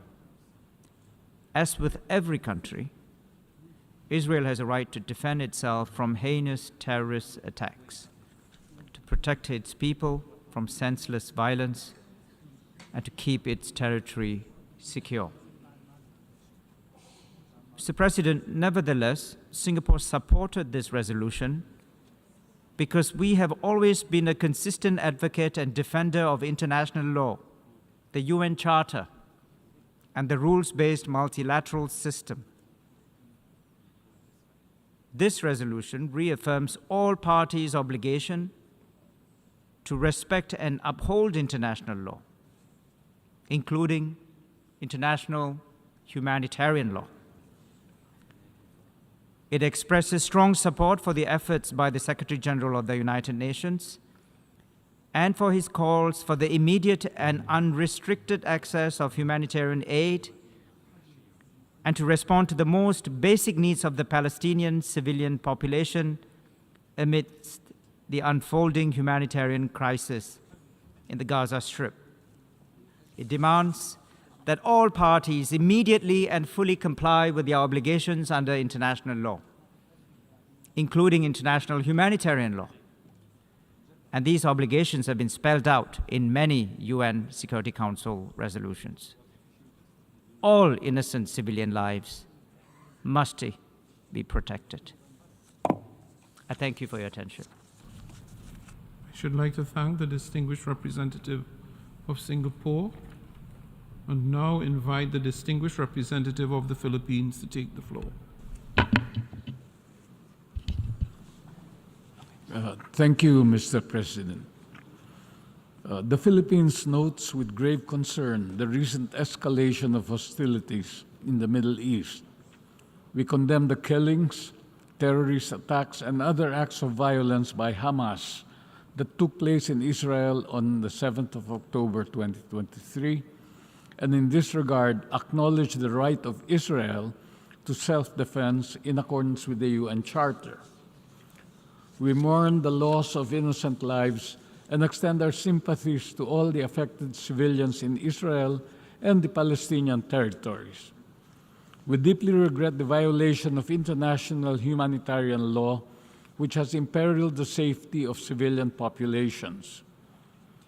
In light of the alarming state of civilian casualties, we call on all parties to respect international humanitarian law. We express concern at the massive destruction of health and medical facilities that further increases unnecessary human suffering. The ongoing conflict deeply concerns us with its broad and profound impact on countless innocent civilians, including Filipino nationals and their families. Joining the call of the international community, the Philippines strongly urges the swift release of all hostages. We call for the end of the taking and detainment of individuals, particularly women and children. We reiterate our plea to the international community to come together and provide essential humanitarian aid and support to the affected. Most importantly, we urge all concerned to immediately put in place urgent solutions that would prevent the conflict from further escalating, spreading, and protracting. The Philippines supports the efforts of the United Nations to deliver urgent humanitarian assistance and essential supplies to Palestinian civilians caught in the midst of the conflict in the Gaza Strip. We commend UNRWA, UNOCHA, and other related UN agencies for their efforts and sacrifice amidst these challenging times. The Philippines lends its full support to calls for ensuring the safety of civilians seeking refuge in UNRWA premises across Gaza.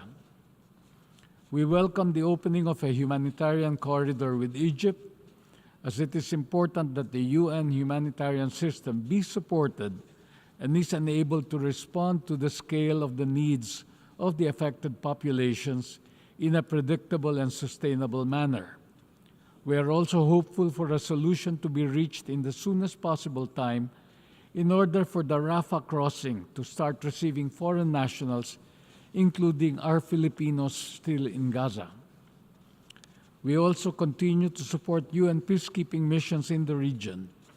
We believe that the multilateral approach is crucial in addressing the crisis and preventing further escalation. The Philippines urges the Security Council to endorse and support coordinated efforts with UN entities for the safe evacuation and protection of migrants in conflict zones. We earnestly appeal to all parties involved to cooperate in safeguarding their security. With approximately 30,000 Filipino nationals in Israel and a further 130 in Gaza, their safety and well-being remain paramount to us. Reaffirming our position, the Philippines firmly supports a two-state solution, consistently aligned with past international agreements and relevant UN resolutions. Both Israelis and Palestinians deserve a future where their rights, aspirations, and security are recognized and upheld. This enduring Israeli-Palestinian conflict remains a pivotal determinant for the peace and stability of the region. A lasting resolution can only be achieved through comprehensive dialogues and negotiations anchored firmly in international law. The Philippines ardently urges all parties to elevate dialogue as the primary tool for a peaceful and lasting resolution. Mr. President, following the inability of the Security Council to act on many resolutions on the crisis brought to its chamber, it is now incumbent upon the General Assembly to take action, do the utmost to bridge the divides, and champion the path to peace. The resolution ES10/L.25, as adopted today, includes many elements which the Philippines supports. Notably, it condemns all acts of violence against both Israeli and Palestinian civilians. It calls for respect for international humanitarian law, access for humanitarian assistance to address the large-scale needs in Gaza, and immediate and unconditional release of innocent civilians being held captive. It also reaffirms our long-standing support for a two-state solution with a safe and independent Palestine and a secure Israel living in peace. Overall, it expresses the grave concern of the international community over the situation, which the Philippines genuinely shares. We condole with all victims and their families and pray for a peaceful resolution of this conflict. However, as we would condemn all terrorist attacks, the resolution does not mention nor condemn the terrorist attack of 7 October by Hamas, leading to the death of innocent civilians, including women and children, as well as some Filipinos.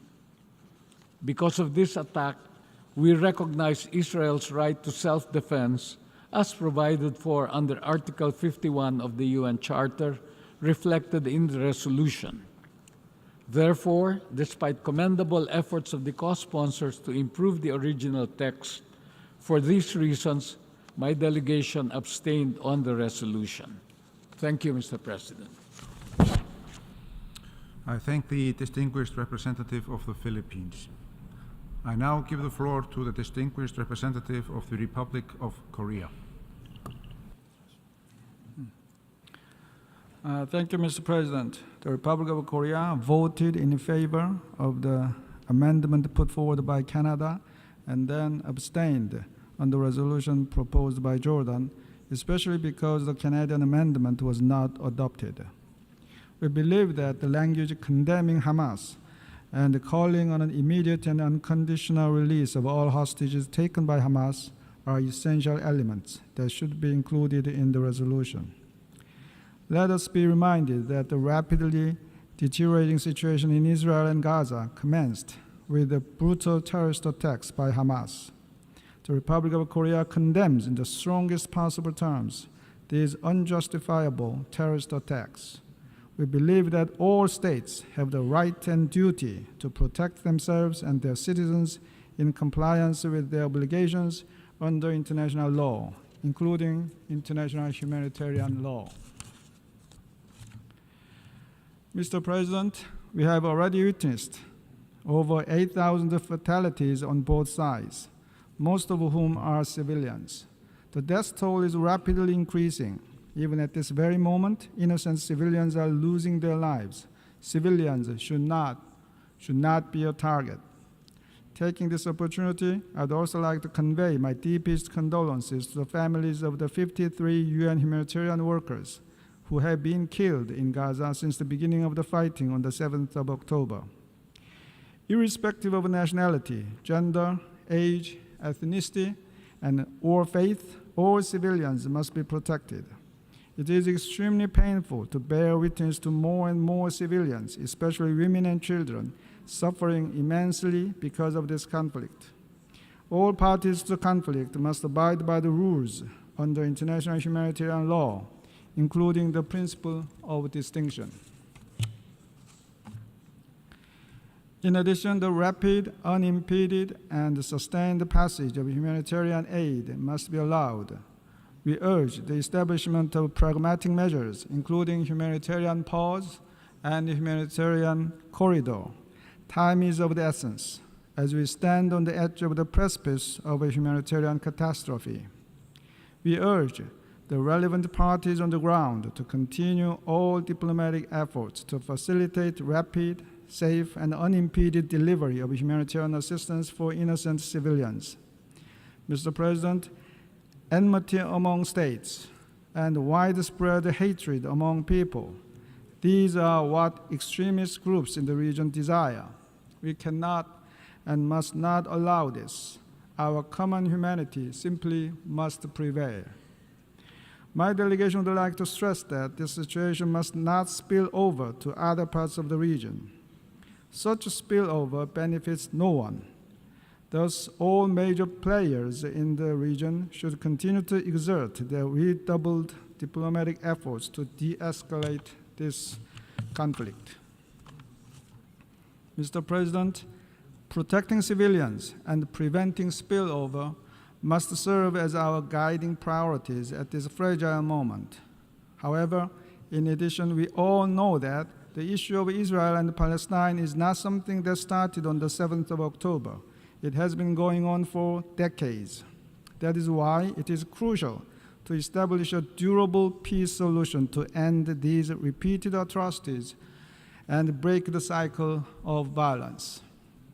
The Republic of Korea believes that sustainable, lasting peace in this region can only be achieved through sincere negotiations based on the two-state solution with security and dignity for all. The current catastrophic situation also reminds us in the most poignant way of the urgent need for sincere dialogue to discuss, contemplate, and hammer out every aspect related to this extremely complicated issue with the long-term goal in mind. We strongly believe that even during this bloody and inflamed juncture, all diplomatic channels among relevant countries and parties should actively continue to operate behind the scenes. I thank you, Mr. President. I thank the distinguished representative of the Republic of Korea. I now give the floor to the distinguished representative of Ireland, speaking on behalf of a group of countries. Thank you, President. I have the honour to speak on behalf of the following states that have voted in favour of this resolution: Belgium, Luxembourg, Slovenia, Spain, and my own country, Ireland. We have supported this resolution as it addresses steps that must be implemented with the utmost urgency in order to protect civilian lives and increase the provision of humanitarian aid. At the same time, we emphasise that this resolution does not comprehensively reflect our position. In particular, we wish to reiterate our condemnation in the strongest possible terms of the brutal terrorist attacks by Hamas that took place in Israel starting on the 7th of October 2023. There is never any justification for terrorist attacks against civilians in any circumstances. We strongly condemn the taking of hostages and demand their immediate and unconditional release. We regret, therefore, that the amendment tabled by Canada failed to be adopted. We strongly emphasise Israel's right to defend itself in line with international law, including international humanitarian law. We fully support the demand in the resolution that all parties comply with their obligations under international law, including international humanitarian law and international human rights law. We additionally emphasise the prohibitions under international humanitarian law of the taking of hostages and of the use of civilians as human shields, and the requirement to avoid locating military objectives within or near densely populated areas. These are serious violations of the rule of law which put civilians at unconscionable risk. We fully support calls for humanitarian pauses and humanitarian corridors. We underline the urgent need to secure sufficient and unhindered provision of essential goods and services to civilians throughout the Gaza Strip. We underline the importance of allowing full, rapid, safe and unhindered access for all humanitarian organisations. We commend UNRWA and other UN organisations and humanitarian actors for their selfless work in support of the people of Gaza and across the Middle East, and we offer our condolences to those who have lost their lives. It remains of utmost importance to restore a political horizon. The resolution we have just adopted makes it clear. We reaffirm that a just and lasting solution to the Israeli-Palestinian conflict can only be achieved by peaceful means, based on the relevant United Nations resolutions and in accordance with international law and on the basis of the two-state solution. We support the attempts, including through the Peace Day effort, aimed at reviving a political process on the basis of the two-state solution that meets Israeli and Palestinian security needs and Palestinian aspirations for statehood and sovereignty. We urge all partners to redouble efforts to foster consensus and promote meaningful engagement to this end. And we regret that the UN Security Council has not been able to pronounce itself on the situation. I thank you. I thank the distinguished representative of Ireland. I now give the floor to the distinguished representative of the Syrian Arab Republic. Thank you, Mr. President. At times like these, yes, as this meeting is happening, we are receiving news that Israel has indeed launched a barbaric ground offensive against Gaza.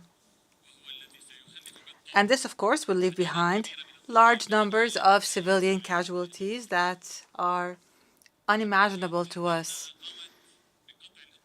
Israel even cut off communications and internet in Gaza, hoping it would be able to cover up for its barbaric crimes against the sisterly Palestinian people. How will some Western countries, with the United States at the lead, how will they, after giving us migraines with their calls for human rights, how will they justify this crime? This barbaric attack can in no way be justified by what these countries describe falsely and unjustifiably Israel's right to self-defense. Mr. President, the world has grown sick and tired of the hypocrisy and lies of some Western states today. And in another dark page in the book of Israeli crimes, we see the continuation of the bloody Israeli attack on Gaza for the 20th day straight. The extreme and the level of Israeli massacres has reached a level that's unimaginable. They have killed 7,000 civilians, most of them women and children. Not even rocks were spared. The Baptist hospital was bombed, so was a church, as well as residential areas, journalists, doctors, engineers, students, and even United Nations staff. Nothing has been spared in Gaza from Israel's barbarism. The other side of the ISIS terrorist coin in a source of shame to some Western states, with the United States in the lead. The United States that has offered them protection and impunity and given them a carte blanche so that Israeli fascists can kill the Palestinian people, preventing the Security Council from upholding its responsibility to put an end to this aggression and to put an end to the war crimes, the crimes against humanity that Israel is perpetrating. Mr. President, our delegation voted in favor of the draft resolution that we just voted on at the General Assembly because it primarily aims to stop the barbaric Israeli war machine. It calls for an immediate halt of this aggression and to delivery of humanitarian aid, rejecting the forced eviction of Palestinians. However, my delegation would like to express its reservation over some of the language mentioned in it, and that might be construed as equalizing the Israeli aggressor and the occupied Palestinian people, between the murderer and the victim, between the killer and those being killed. In closing, we would like to renew, on behalf of Syria, our full support for the sisterly Palestinian people and the legitimate right and struggle that was guaranteed by international law, and the Palestinian people's right to establish an independent state with Jerusalem as its capital. I ask that this statement be registered in the official record of this meeting. I thank you. I thank the distinguished representative of the Syrian Arab Republic. I now give the floor to the distinguished representative of El Salvador. Thank you very much, Mr. President. El Salvador would like to welcome the adoption of the resolution protection of civilians and upholding legal and humanitarian obligations, which we consider to be a concrete and tangible result of this emergency special session of the United Nations General Assembly. My country believes that the text recently adopted by this Assembly is an urgent response and a balanced one, which is placed at the very core of this organization, and that is the protection of all civilians as well as the urgent provision of humanitarian assistance. President, El Salvador condemned and will continue to condemn all terrorist acts, whatever its motivation is and wherever it takes place, and by whomever it is undertaken. We ask that we stop indiscriminate attacks as well as aggression against all civilians. We ask that we bring an end to human suffering and also to widespread destruction. Thank you very much, Mr. President. I thank the distinguished representative of El Salvador. I now give the floor to the distinguished representative of Tunisia. Thank you, Mr. President. Tunisia decided to abstain in the vote over the draft resolution because we believe that the dangerous and unprecedented situation in the Gaza Strip as a result of the continued Israeli barbaric onslaught on the Palestinian people and the closures and the prevention of all forms of basic life from reaching millions of Palestinians requires a much higher threshold and a clearer position. And despite the fact that this draft resolution does call for facilitating the delivery of humanitarian aid and preventing the eviction of Palestinians, however, it did not clearly and strongly condemn the crimes of war and the crimes of genocide that are being perpetrated by the occupying powers. Moreover, it does not call for holding accountable the occupier for its crimes. It did not clearly stipulate and call for an immediate halt to the aggression. And it also put the victim and the murderer on an equal footing. Therefore, we have continued our efforts to offer amendments. However, those amendments were only focused on giving the occupying powers more free rein in perpetrating their crimes. Therefore, we were called to vote on a draft resolution that will only make things worse and will deepen the suffering of the Palestinians. And after the therefore, we decided to abstain from voting on the resolution, and this is to uphold Tunisia's principled position, which refuses that the aggressor and the aggressed be treated equally, and which stresses that there must be a clear condemnation of the aggression of the occupation against the Palestinian people. These are principled positions in our policy, and we do not allow for them to be dismissed in a resolution being issued in such difficult circumstances.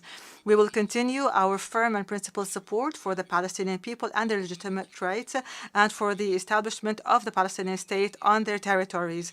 We hope that United Nations resolutions that have exceeded 1,000 are respected and implemented to put an end to the aggression and on the Palestinian people and their suffering, and to put an end to the occupation, and so that things must be called as they are, because shelling hospitals and killing children and women and harming millions of innocent civilians and targeting houses of worship and houses of residence cannot be used as self-defense. Rather, this is a war crime, while the right to self-determination and the right to resisting occupation and rejecting discrimination, racial discrimination, are now considered terrorism. We call the international community, the Security Council, General Assembly, to shoulder their responsibilities and put an end to all of these mistaken practices and half answers. The Palestinian people must be allowed to enjoy their rights that will continue to exist, and they must also enjoy the protection that they deserve. I thank you. I thank the distinguished representative of Tunisia. I now give the floor to the distinguished representative of Australia. Thank you, President. First, Australia expresses appreciation for Jordan's leadership and sincere efforts in bringing forward Resolution L25. We agree with the central proposition that the humanitarian situation in Gaza is dire and human suffering is widespread and unacceptable. Australia again calls for humanitarian pauses in hostilities so that food, water, medicine and other essential assistance can reach people in desperate need and so that civilians can get to safety. However, we abstained with disappointment because we believe the resolution as drafted was incomplete. The resolution did not recognise the terror group Hamas as the perpetrator of the 7 October attack, and Australia again explicitly calls for the immediate and unconditional release of hostages. Moreover, the United Nations Charter guarantees national sovereignty. We believe the General Assembly can affirm Israel's right to exist without denying long-standing and legitimate aspirations of the Palestinian people, including to statehood, aspirations which Australia supports. We can affirm Israel's right to defend itself while also saying the way it does so matters. It matters for innocent civilians who should not pay for horrors perpetrated by Hamas. And it matters for Israel's ongoing security, which would face grave threats if conflict were to spill over across the region. Aspirations for peace and security for Israelis and Palestinians will recede even further if today's generations are motivated by grief and resentment resulting from this crisis. This Assembly of Nations has no less a duty than to seek to solve the insoluble and transform despair into hope. And despite disagreement on this resolution, efforts behind the scenes make clear that most member states are acting in good faith and want to chart a path out of this crisis towards a political process. That political process must end in a just and enduring peace in the form of a two-state solution where Israelis and Palestinians can live securely and prosperously within internationally recognised borders. That two-state solution must be the new reality that overcomes entrenched ideologies. President, achieving that reality calls for us to see each other's humanity. It requires all states and all sides to respect the right of others to exist. And it will require leadership, understanding and courage. Thank you. I thank the distinguished representative of Australia. I now give the floor to the distinguished representative of Sri Lanka. Mr. President, thank you for giving me the floor. My delegation, Mr. President, voted in favor of the resolution L25 submitted by Jordan on behalf of the Arab group. Mr. President, the paramount need of the hour is the cessation of hostilities, the release of hostages, and enable the provision of humanitarian aid to those in dire need. The essence of the resolution presented by Jordan captures these needs adequately.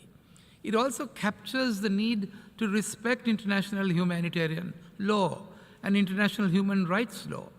Furthermore, the resolution reaffirms that a just and lasting solution to the Israeli-Palestinian conflict can only be achieved by peaceful means, based on the relevant United Nations resolutions in accordance with international law and founded upon the two-state solution. This is a position that Sri Lanka has consistently maintained. Mr. President, Sri Lanka condemns terrorism in all its forms and manifestations. That includes the terrorist attacks that took place on the 7th of October on the civilian population in Israel.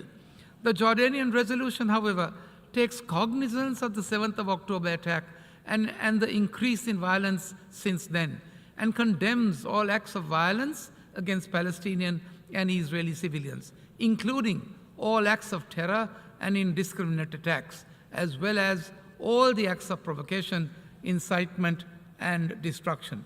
Accordingly, my delegation desisted from supporting the resolution L26, the amendment submitted by Canada, on the basis that the pith and substance of the Canadian amendment had been substantially captured in the text of the Jordanian resolution, in the preambular paragraphs, and particularly operative paragraph 7, which calls for the immediate and unconditional release of all civilians who have been illegally held captive and demands their safety, well-being, and humane treatment in compliance with international law. Thank you, Mr. President. I thank the distinguished representative of Sri Lanka. I now give the floor to the distinguished representative of the Russian Federation. Mr. President, distinguished colleagues, I wish to begin by congratulating all those members of the United Nations with the adoption of such an important and extremely necessary in these current escalating conditions resolution. This is not the victory of a national position. This is a position of common sense and justice and humanism. This is a clear reflection of the enormous concerns about the peaceful citizens of Israel and Gaza. That's something that joins us all together. This resolution is less than what we could and must do for them. Unfortunately, due to the position of Western delegations, the UN Security Council was unable to take any decision. In the General Assembly, the voice of all common sense members of the international community and Arab states was victorious, prevailed. Now, both states must listen. First and foremost, this is about an immediate ceasefire which must end the violence. This is particularly important due to information which is coming in on the start of ground operations in Gaza. It is unfortunate to note that our Western partners continue to remain silent on this issue and try to only see one side of this issue. Moreover, this approach is now being forced upon all member states. They believe that this does not respond to the tasks placed before this organization to ensure peace and security. We clearly condemned both the terrorist acts and the deaths of Israelis and other citizens in Israel, as well as the indiscriminate bombing of Gaza and the victims there. The draft resolution submitted to the General Assembly by our Jordani friends was the last opportunity, and the Canadian amendment made it clearly biased. It painted one side with black and the other white. The outcome of the votes showed once again that the responsibility of the international community is against the backdrop of the tragedy taking place in Gaza and the Middle East, it is time not to put forward any types of hypocritical interests.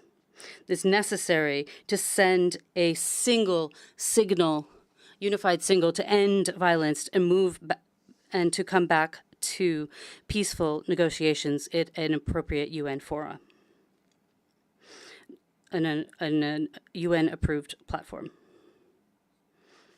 based on international legal basis.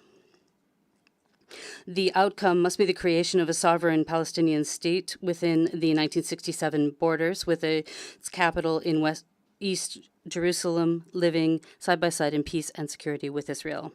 This more than anything else will ensure safety amongst Middle East states, including Israel, and it will ensure peace in the region. Today's crisis is a tragedy, but it is a clear confirmation of the need to carry out these long since adopted Security Council and General Assembly resolutions and decisions. Thank you. I thank the distinguished representative of the Russian Federation. I now give the floor to the distinguished representative of Argentina. Muchas gracias.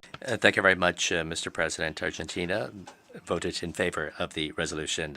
My country believes it's a priority to prevent the worsening of the clashes in Israel and Palestine and its potential expansion throughout the region.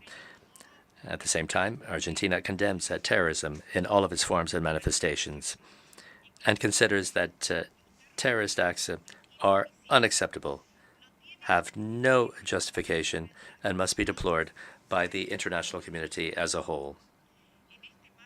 In this framework, I would like to reiterate emphatically and unequivocally, as my government did on the 7th of October, Argentina's firm condemnation of the terrorist attacks perpetrated by Hamas against Israel.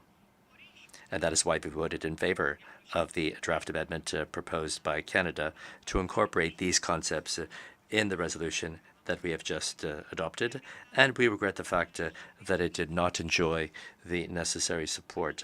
At the same time, without backing down on our position, we decided to accompany the resolution, even with these and other shortcomings, giving a priority to the United Nations to promote all efforts so that the humanitarian crisis in the Gaza Strip does not worsen, and for humanitarian assistance to reach those who require it. It's crucial to have full respect for international law, international human rights law, and international humanitarian law. And also, it's crucial that the civilian population be protected, regardless of their nationality. Hamas must release hostages immediately and unconditionally. And while we recognize the right to self-defense within the framework of respect for international law, we must also step up all of our calls directed to achieving a cessation of hostilities. Thank you very much, Mr. President. I thank the distinguished representative of Argentina. I now give the floor to the distinguished representative of Iraq.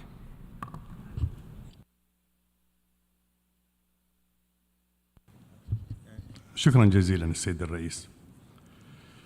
Thank you, Mr. President. At a time when my delegation expressed its regret, given the fact that the Council did not take on its responsibility to bring an end to the military aggression carried out by the Israeli occupying force, and also given the failure of the Council in the last 3 weeks, the failure to adopt a resolution which would put an end to the suffering of the Palestinian people, which forced them to resort to the General Assembly. However, the international community did not bear in mind the difficulty of the situation which the Palestinian population is suffering from because of the Israeli occupation. And we must this encouraged Israel to carry out a land invasion, defying the UN resolutions. Now, given the fact that my country is a member of 2 Arab groups and the Islamic group, we joined the consensus for this resolution. And despite the fact that there are many things that we do not agree with, that we expressed this opinion in the Council and in the Assembly, our position to support the Palestinian people as to their right to create their own state with East Jerusalem as its capital. And we would like to modify our vote concerning the draft resolution L25.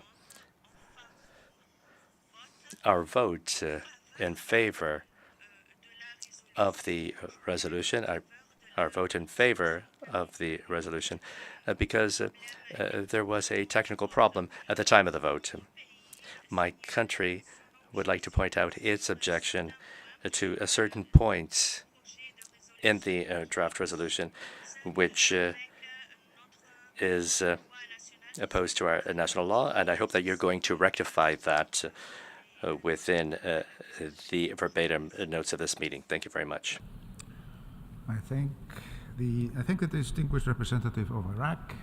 I now give the floor to the distinguished representative of Slovakia. Mr. President, Slovakia reiterates our condemnation in strongest possible terms of Hamas for its brutal and indiscriminate terrorist attack across Israel. The use of civilians as human shields by Hamas is a particularly deplorable atrocity. We also emphasize Israel's right to defend itself in line with international law. The fundamental principles of conduct and of hostilities in IHL are proportionality, distinction, and precaution. As recalled by the UN a few days ago, war has rules, starting with the fundamental principle of respecting and protecting civilians. All civilians should be protected at all times. We call on Hamas to immediately release all hostages without any precondition. We also want to express our gravest concern for the deteriorating humanitarian situation in Gaza. We know the situation is at breaking point and that we need to act urgently in order to avoid a human catastrophe. We call for continued, rapid, safe, and unimpeded humanitarian access and aid to reach those in need. We recognize and agree with crucial humanitarian elements in the resolution. However, there are aspects of the highest importance of current escalations which are missing, and their reiteration is of utmost necessity. Some of these are condemnation of indiscriminate terrorist attacks perpetrated against Israel on 7th of October, confirmation and reiteration of Israel's right to self-defense, or call on immediate release of all hostages. These are just a few elements missing from the text, which Slovakia, together with other EU member states, strive to include to paint the full picture of current situation. Unfortunate non-consideration of these crucial points prevented Slovakia from supporting the resolution. Nevertheless, Slovakia remains committed to a lasting and sustainable peace based on the two-state solution and the relevant resolutions of the Security Council through reinvigorated efforts in the Middle East peace process. I thank you, Mr. President. I thank the distinguished representative of Slovakia. I now give the floor to the distinguished representative of the Islamic Republic of Iran. Bismillah ar-Rahman ar-Rahim. Mr. President, at the outset, my delegation would like to once again strongly condemn the ongoing military attacks and new rounds of invasion into the Gaza Strip against Palestinian civilians by the Israeli regime. Mr. President, the Islamic Republic of Iran firmly believes that support to the cause of Palestine and Palestinian people must continue until they would be able to realize their fundamental rights, in particular, the right to self-determination and the establishment of an independent state of Palestine with Al-Quds al-Sharif as its capital. Historical experiences and recent developments demonstrated that Palestinians have no choice but to continue their resistance against occupation, aggression, and blatant violations of their rights. As we have stated before, we are of the view that the return of all Palestinian refugees to their homeland and holding a referendum for self-determination are the most effective and durable solution to the Palestinian question. Through that referendum, the Palestinian Muslims, Jews, and Christians will be able to choose their own political system and enjoy their rights fairly and equally. Mr. President, having stated our principled position today, my delegation voted in favor of the draft resolution L25 submitted to this 10th emergency special session and considers it a demonstration of the strong support of the international community for the cause of Palestine, in particular, the realization of the inalienable right of the Palestinian people to self-determination. Today's vote, both on draft resolution and the biased and politically motivated amendment proposed by Canada, is important and shows strong international support to Palestinians and their right to self-determination. It also put an end to fabricated narratives which tries to question the legitimacy of struggle by Palestinian people, including their armed struggle toward fulfilling these goals. Meanwhile, my delegation would like to reiterate the Palestinian people's inherent right to self-defense in the face of the Israeli regime's continued brutality and hostility against them. The right to self-defense, as recognized by international law and the United Nations Charter, extends to all Palestinians, including resistance movements such as Hamas, in their struggle against Israeli occupation and military aggression. Depriving Palestinians of this inherent right is unacceptable as long as occupation and military aggression persists. Mr. President, as I have the floor, I would like to react to the references made in the statement of Canada to the Islamic Republic of Iran and its role in the region. Regrettably, the representative of Canada tried to whitewash Israeli aggression by shamelessly pointing fingers at Iran. Indeed, Canada persists to stay in the wrong side of history by taking sides with the darkness and by viciously supporting the military occupying regime of Israel that is brutally massacring innocent people right now. The level of hypocrisy and double standard is disgusting. Canada and the United States are complicit in the crimes of Israel, and they must be held to account before history. The actions taken by the certain Western countries, including provision of direct financial, intelligence, and military support to the Israeli regime, are clear violation of the United Nations Charter and international legal obligations of the United States, and as a result, hold it internationally responsible for criminal acts by the Israeli regime.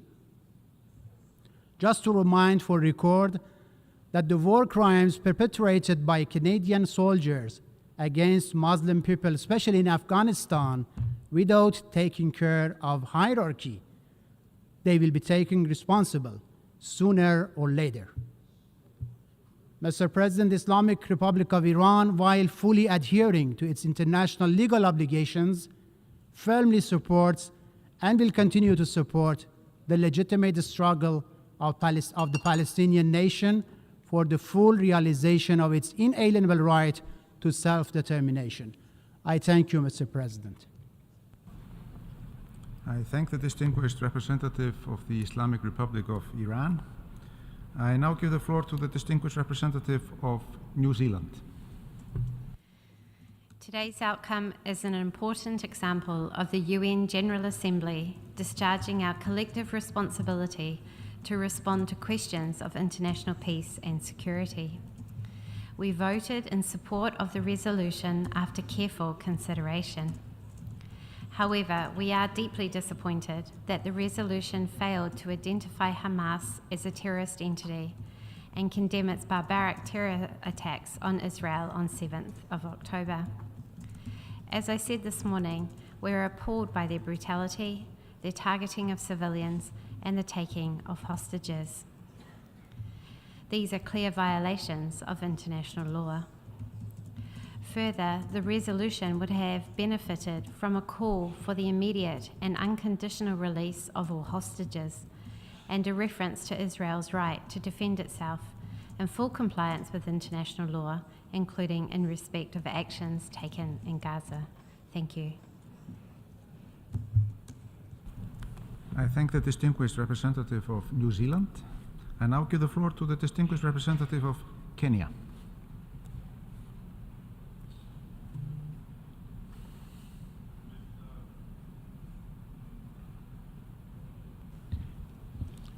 Mr. President, we voted in favor of the Gaza resolution and appreciate Jordan's consultative approach.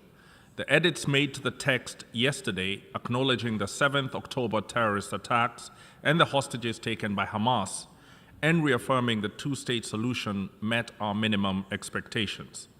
Our favorable vote aimed to address the emergency humanitarian needs of Palestinians in Gaza. However, the resolution did not go far enough in being clear about the terrorist attacks by Hamas that have launched us on this disastrous course. For that reason, we co-sponsored and voted in favor of the Canada Amendment for its explicit condemnation of Hamas terrorism and hostage-taking. With the world watching, once again, the General Assembly has taken action while the Security Council struggles to address threats to international peace and security. Each veto that contradicts the objective realities on the ground underscores the urgent need for Security Council reform.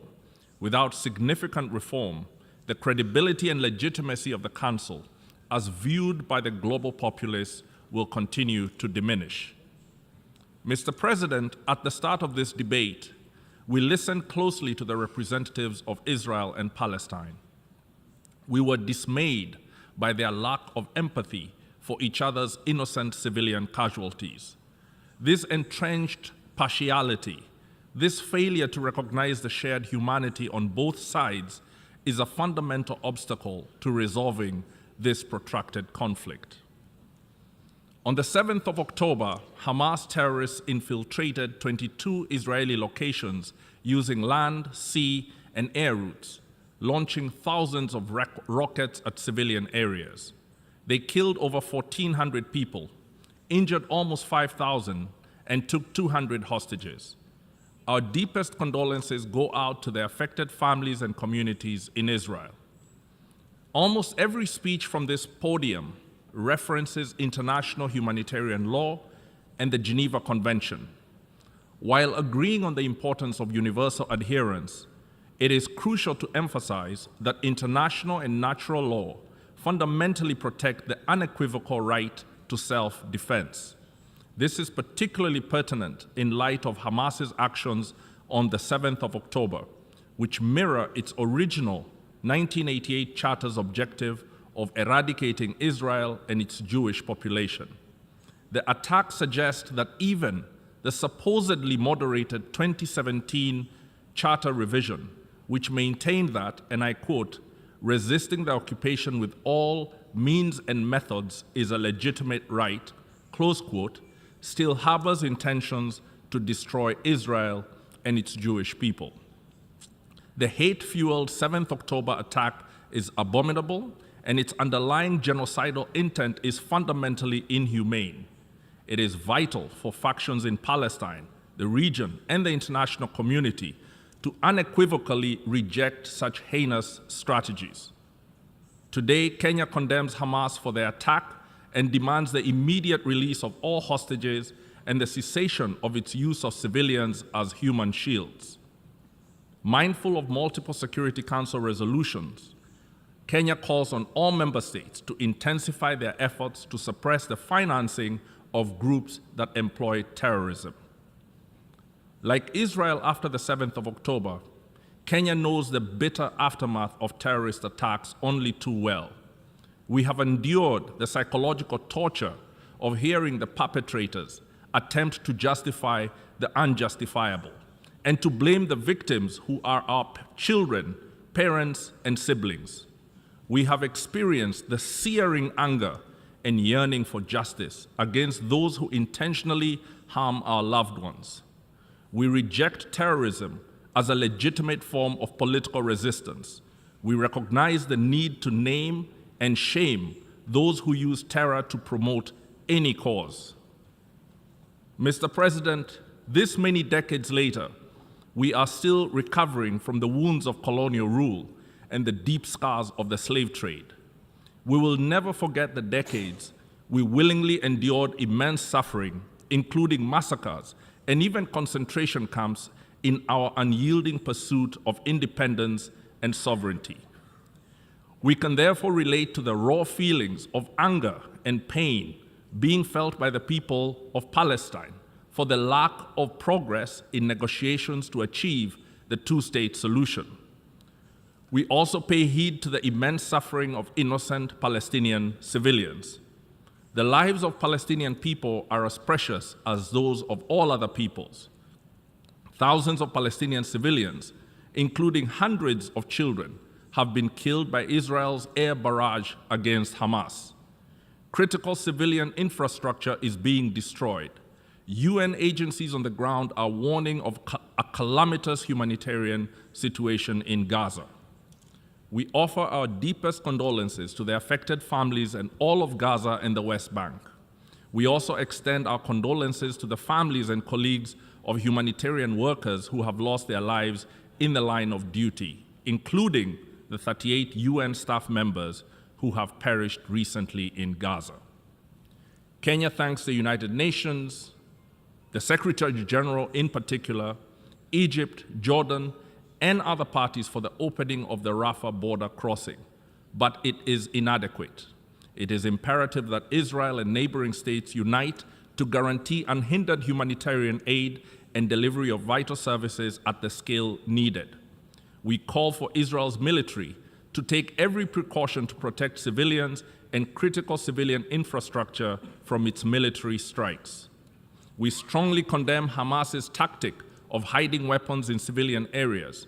Using human shields is abhorrent and illegal. These actions violate the fundamental values and laws upheld by the UN, highlighting the urgent need for a global resolution to the Palestinian question. Mr. President, history teaches us that the response of states to terrorism, particularly when they make use of illegal means, can unintentionally lead us to an era of escalated radicalization and violence. Much has been said about the 7th October attacks being Israel's 9/11. All of us can empathize with the desire for vengeance after the cruelties of terrorism have been visited on the innocent.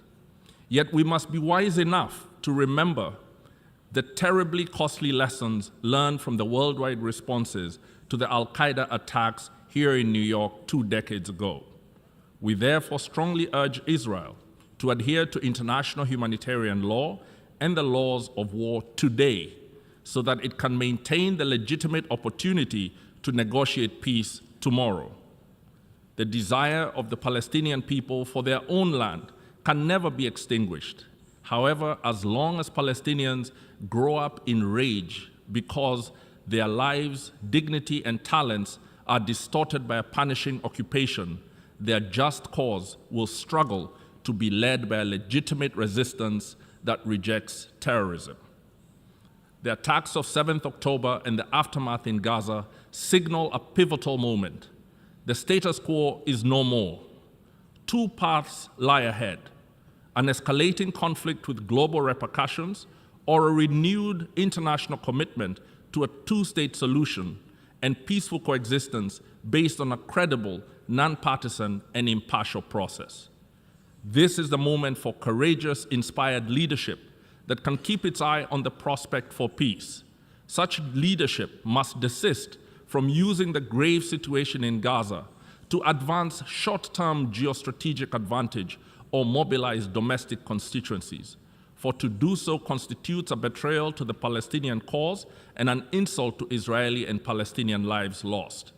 States that ardently support and sponsor both factions of this monumental conflict bear the responsibility to employ their influence and leverage in guiding the parties back to the negotiating table. Thank you. I thank the distinguished representative of Kenya. I now give the floor to the distinguished representative of Colombia. Gracias.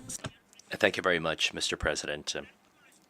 As was expressed by the Vice Minister of Multilateral Affairs of Colombia yesterday, Colombia reaffirms its historic support for a peaceful solution, a definitive and comprehensive solution to the Palestinian question, based on the solution of two states who live side by side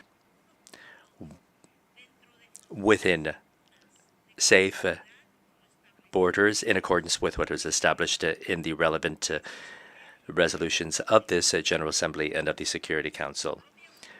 Colombia voted in favor of this resolution, joining the broad majority that agreed in reaffirming the call for a ceasefire and for the unlimited respect for international humanitarian law and the protection of life in accordance with the resolution which we have just adopted.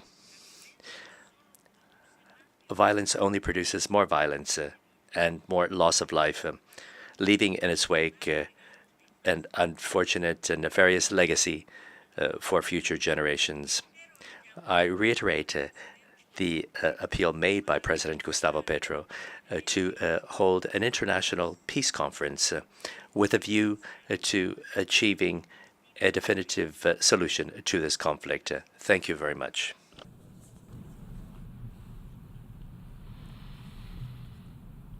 I thank the distinguished representative of Colombia. I now give the floor to the distinguished representative of South Africa. Thank you, Mr. President.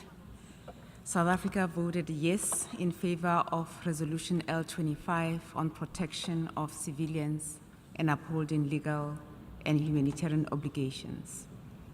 Like many here in this hall today, we are deeply disturbed by the harrowing images of death, destruction, and turmoil which have engulfed Gaza as a result of Israeli bombardment of civilians, essential infrastructure, and places of worship.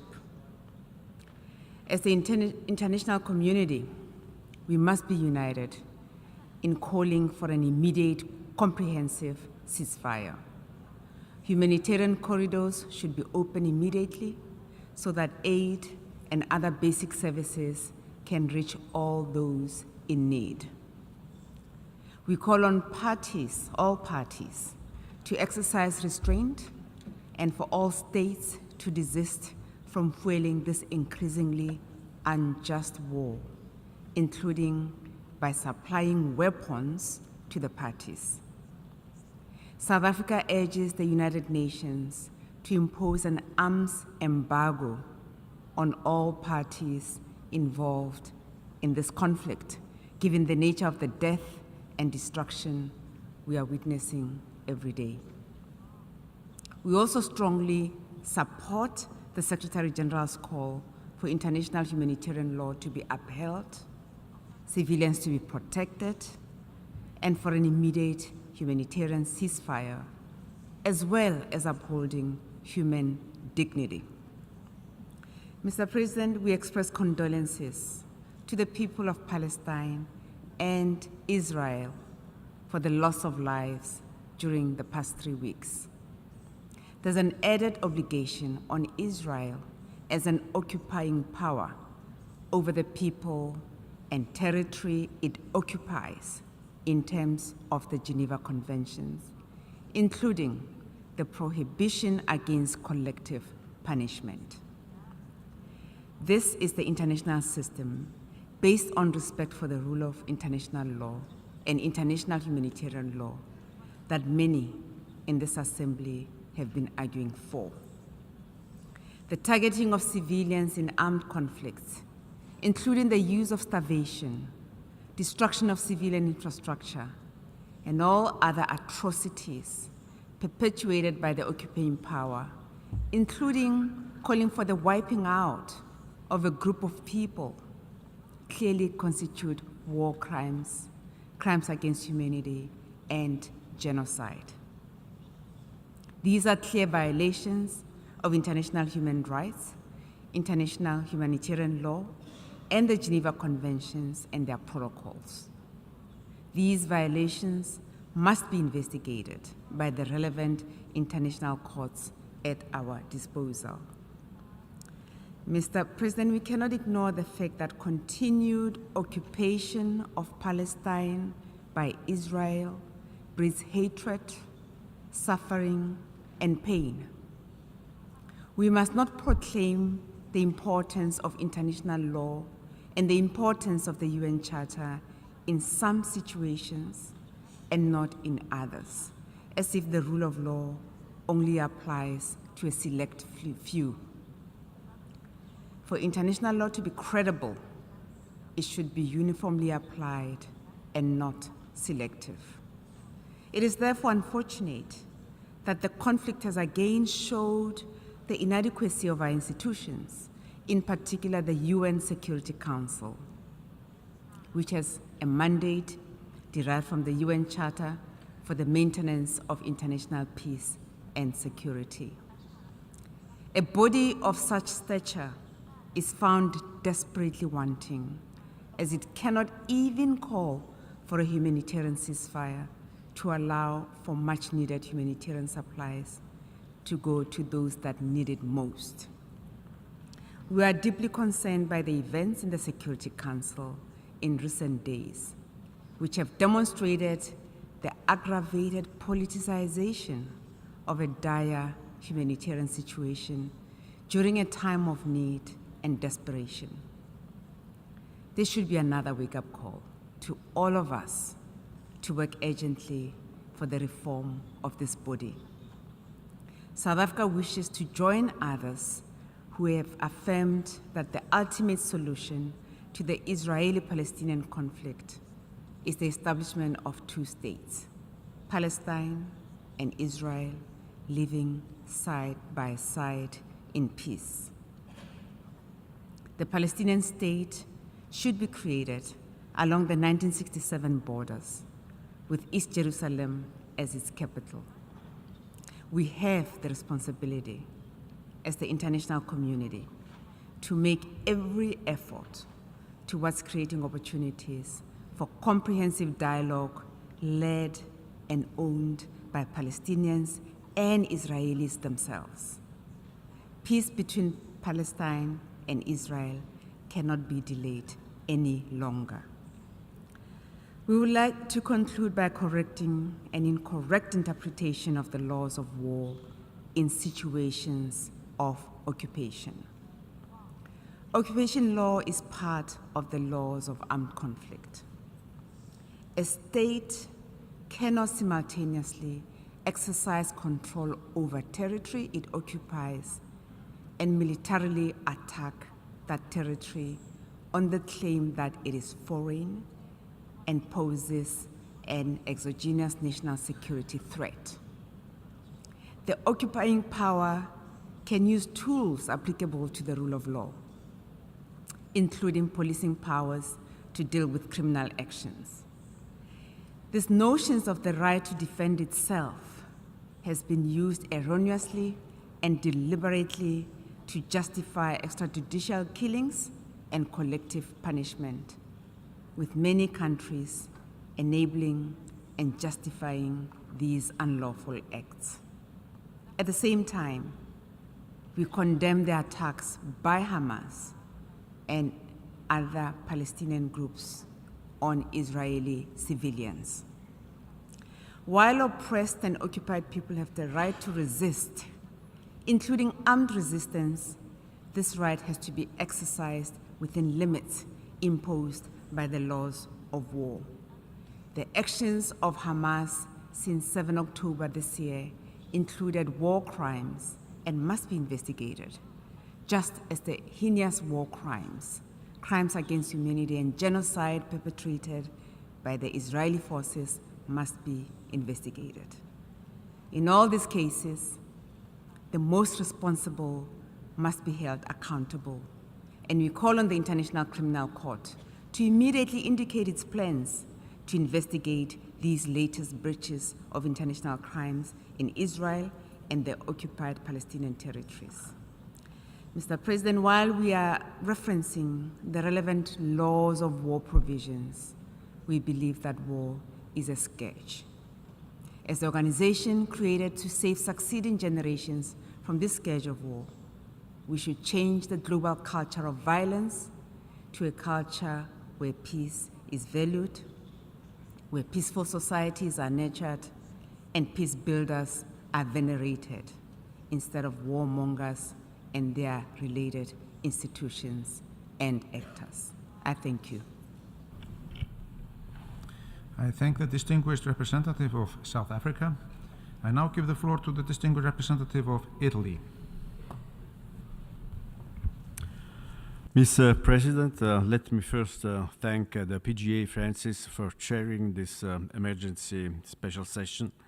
I would like to begin by joining colleagues who have thanked the United Nations for their tireless work to de-escalate the conflict and help the affected populations on the ground.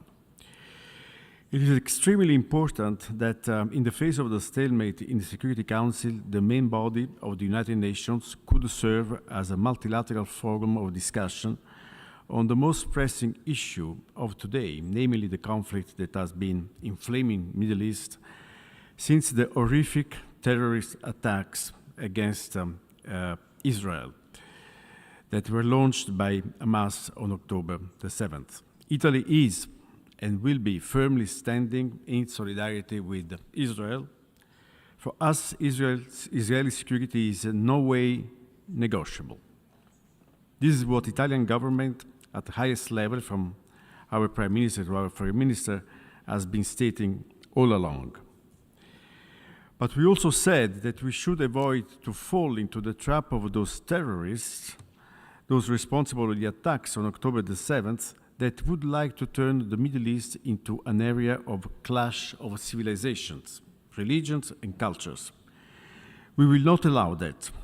While stating our full solidarity with Israel, we will continue to be engaged as Italy in our active, intense diplomacy aimed at building bridges with the moderate Arab states, with our friends and partners, including the PA, in the attempt to build a peaceful environment in the region based on mutual respect and mutual recognition. Italy abstained in the draft resolution that was adopted today.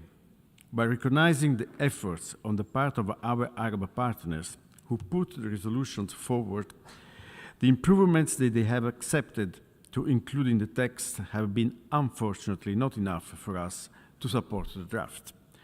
Three important elements were missing. First, the unequivocal condemnation in the strongest terms and without any ambiguity of the heinous attacks by Hamas of October 7th against innocent Israeli civilians. Second, it was missing the recognition of the legitimate right of self-defense of any state, of Israel in this case, under attack. Exercise of the right of self-defense that should obviously be fully compliant with international law and the international humanitarian law. And finally, the resolution did not mention in explicit, unambiguous terms the humanitarian imperative to release immediately and unconditionally all the hostages taken on October the 7th and to treat them humanely. So we could not support the resolution because of these three elements missing. While the conflict is ongoing, our priority is to display all the possible diplomatic efforts to allow the safe and unimpeded passage of aid while firmly demanding the immediate and conditional release of all hostages without preconditions. We need also to intensify our common efforts to avoid the conflict to spill over beyond Gaza. The consequence of an expansion of the conflict would be unimaginable for the region and for the entire world. The only way to avoid such dangerous prospect is to promote the resumption of a political initiative for a concrete, structural, long-term solution with a precisely defined timeline based on two peoples, two states perspective. The Palestinian people must have the right to be a self-governing nation in freedom alongside a state of Israel to which the full right to existence and security must be unequivocally and ambiguously recognized. I thank you. I thank the distinguished representative of Italy. I now give the floor to the distinguished representative of Portugal. Thank you, Mr. President. As the situation is raging and risks spiraling throughout the region, we are deeply disappointed that the use of veto has so far hindered the Security Council from addressing the situation in Israel and Gaza, and we welcome the General Assembly resolutions adopted today. Once again, Portugal would like to reiterate its unequivocal condemnation of the terrorist attacks by Hamas, reaffirm its solidarity with Israel, and the recognition of Israel's right of self-defense. Terrorism in all its forms should be condemned, and hostages must be released immediately and without preconditions. No matter the savagery of the worst terrorist attacks on its history, Israel's action must respect international humanitarian law. No party to an armed conflict is above international humanitarian law. Tragically, civilian population, hospitals, UN facilities, including schools, and other critical and civilian infrastructures are not being protected. The death toll on both sides is staggering. We cannot remain indifferent to the suffering of innocent victims, Israelis, Palestinians, and other nationalities, including UN workers. At this moment, our collective priority should be the protection of civilians and addressing the tragic humanitarian situation on the ground. Portugal fully supports the Secretary General's call for a humanitarian ceasefire and commend his tireless advocacy for humanitarian corridors so that aid can reach the population of Gaza. We commend the UN work on the ground and pay our respect to those who died in the service of UNRWA. Mr. President, we also consider it is crucial to avoid the spread of the conflict to the West Bank and beyond by accident or calculated action. We welcome and encourage the continuation of regional and international efforts, both in multilateral and bilateral spheres, to prevent a spillover. And we must return to the diplomatic track. To break the cycle of violence and extremism, we must transform this moment and crisis into a moment of peace in the future, both for Israelis and Palestinians, and do our utmost to preventing that anger and confrontation prevails. It is our collective responsibility to address the structural drivers of this conflict. This will require a renewed involvement of all relevant actors and a determined effort to implement the Security Council resolutions on the matter and set a clear and solid path to a Palestinian state fulfilling the two-state solutions. Mr. President, despite the efforts made by the co-sponsors, which we recognize, the General Assembly resolution adopted fails to condemn the appalling terrorist attack of October 7 by Hamas and the taking of hostages. We deeply regret this. Acts of terrorism are criminal and unjustifiable regardless of their motivations, whenever and by whomever they are committed. Hostage-taking constitutes a serious violation of the Geneva Convention and a war crime under international law, criminal law. This is the reason why we voted in favor of the Canadian amendment and regret that it was not approved. Mr. President, in the aftermath of Hamas' horrific attack, we shared the grief of Israeli families and we declared our solidarity with Israeli people. The same humanity and belief in the inherent value of every human life takes us also to support the Palestinian people, acknowledging their suffering and the catastrophic reality in Gaza. This human tragedy unfolding before our eyes must be stopped now. No matter what, a humanitarian truce must be established immediately, and all parts must comply by their obligations under international law, including international humanitarian law and human rights law. This is the reason why Portugal voted in favor of the resolution, because our common humanity must prevail. I thank you. I thank the distinguished representative of Portugal. We have heard the last speaker in explanations of vote after the vote. I give the floor to the distinguished observer of the observer state of Palestine.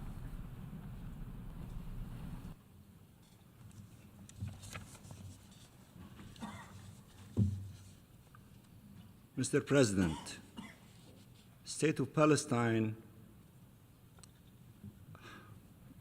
Mr. President, distinguished delegates, today, here in the General Assembly, in the world's parliament, countries of principle and conscience, peace-loving nations stood up and proved that the international community has not forsaken humanity, has not forfeited international law as the universal rules they apply to all, has not forsaken the promise, the purposes and principles of the United Nations, and has not abandoned the Palestinian people in these darkest hours, nor forsaken their just cause for freedom and justice.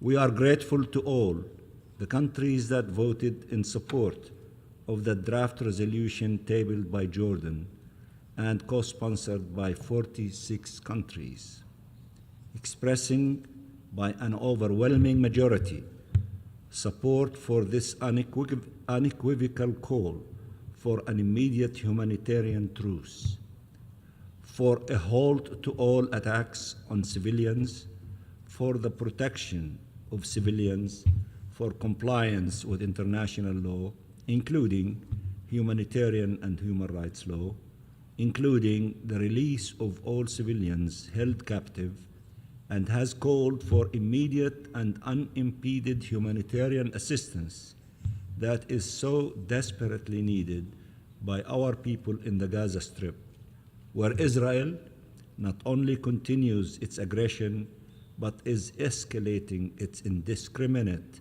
and savage attacks on innocent Palestinian children, women, men, as we speak. The occupying power has launched its ground invasion in the darkest of Gaza, where it has cut electricity, internet, and all communications.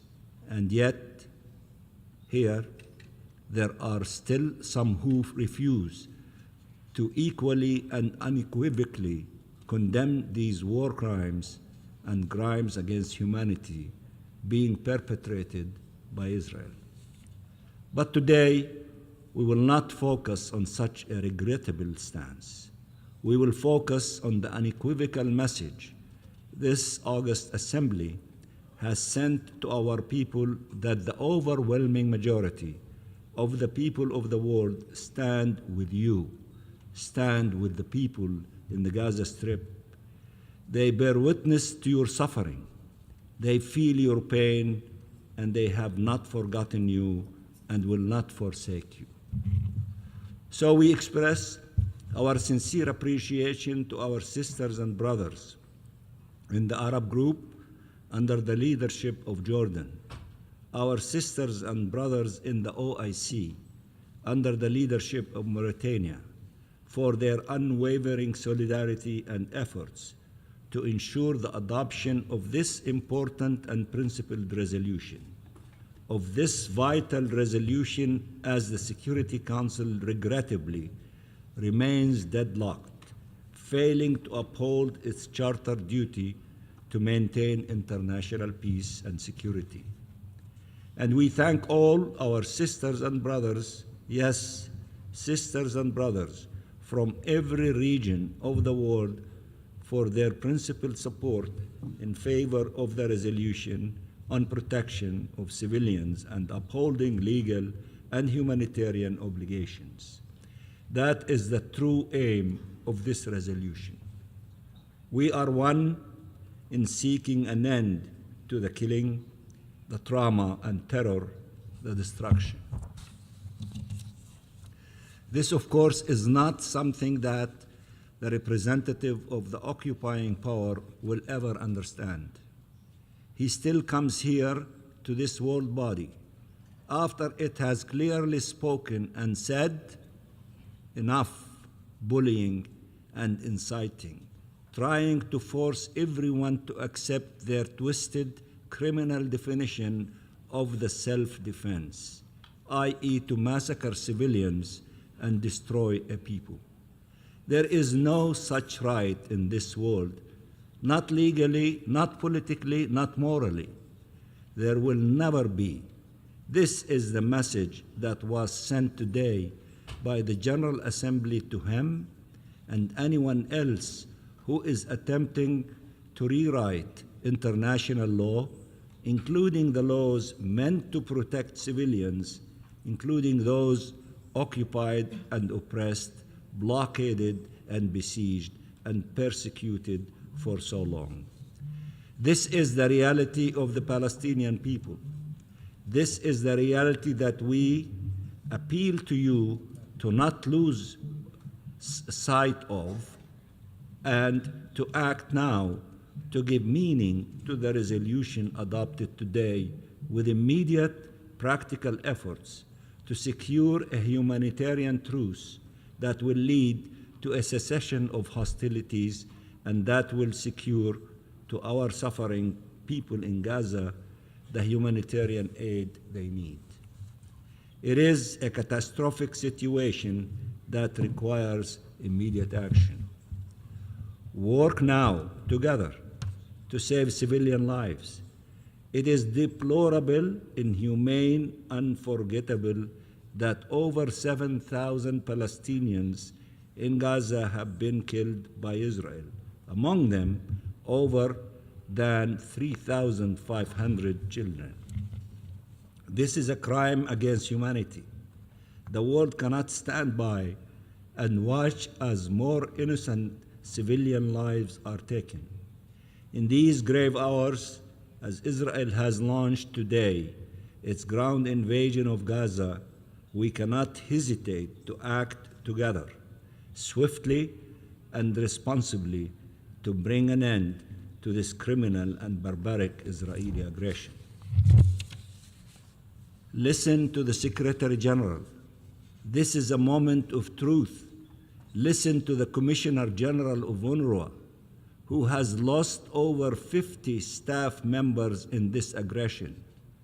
Gaza is becoming the graveyard of a population trapped between war, siege, and deprivation. That's what the Commissioner General of UNRWA stated. Do not let this happen. You have to stop it. We have to stop it, all of us. Listen to the cries of Palestinian mothers and fathers and children calling for an end to their oppression. Listen to the billions of people around the world calling for an end to this injustice. Listen to the millions in the streets call for humanity to prevail. Listen to every single country in our region and so many around the world who have taken principled positions here. Listen to your conscience. And if that is not enough, listen to those who warn you about where this will lead if not stopped.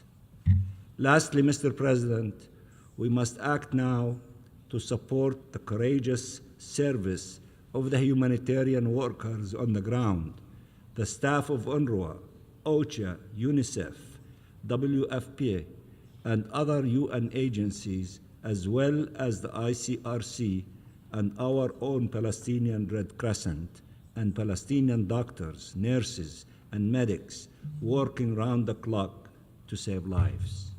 We pay special tribute to the Palestinian National Staff of UNRWA and other humanitarian agencies working to care for their brothers and sisters, and to our journalists insisting to tell the world the truth of what is happening in Gaza and all over Palestine. Even though their lives are also directly threatened and targeted by the Israeli aggression, they insist to choose life over death. That is the Palestinian ethos that carries us through even in these darkest of times. We want life now, justice now, freedom now. We want peace now. Enough is enough. And also, I want to give special thanks and tribute to the principled, humane, and passionate position of our President, the President of the General Assembly, who have conducted our deliberation with humanity, with principles, with professionalism. We give him our salutation and gratitude. Thank you very much, Mr. President. I thank the distinguished observer of the Observer State of Palestine. We have heard the last speaker for this meeting. We shall hear the remaining speakers on Tuesday, 31st of October, at 3 p.m. in this hall. The meeting is adjourned.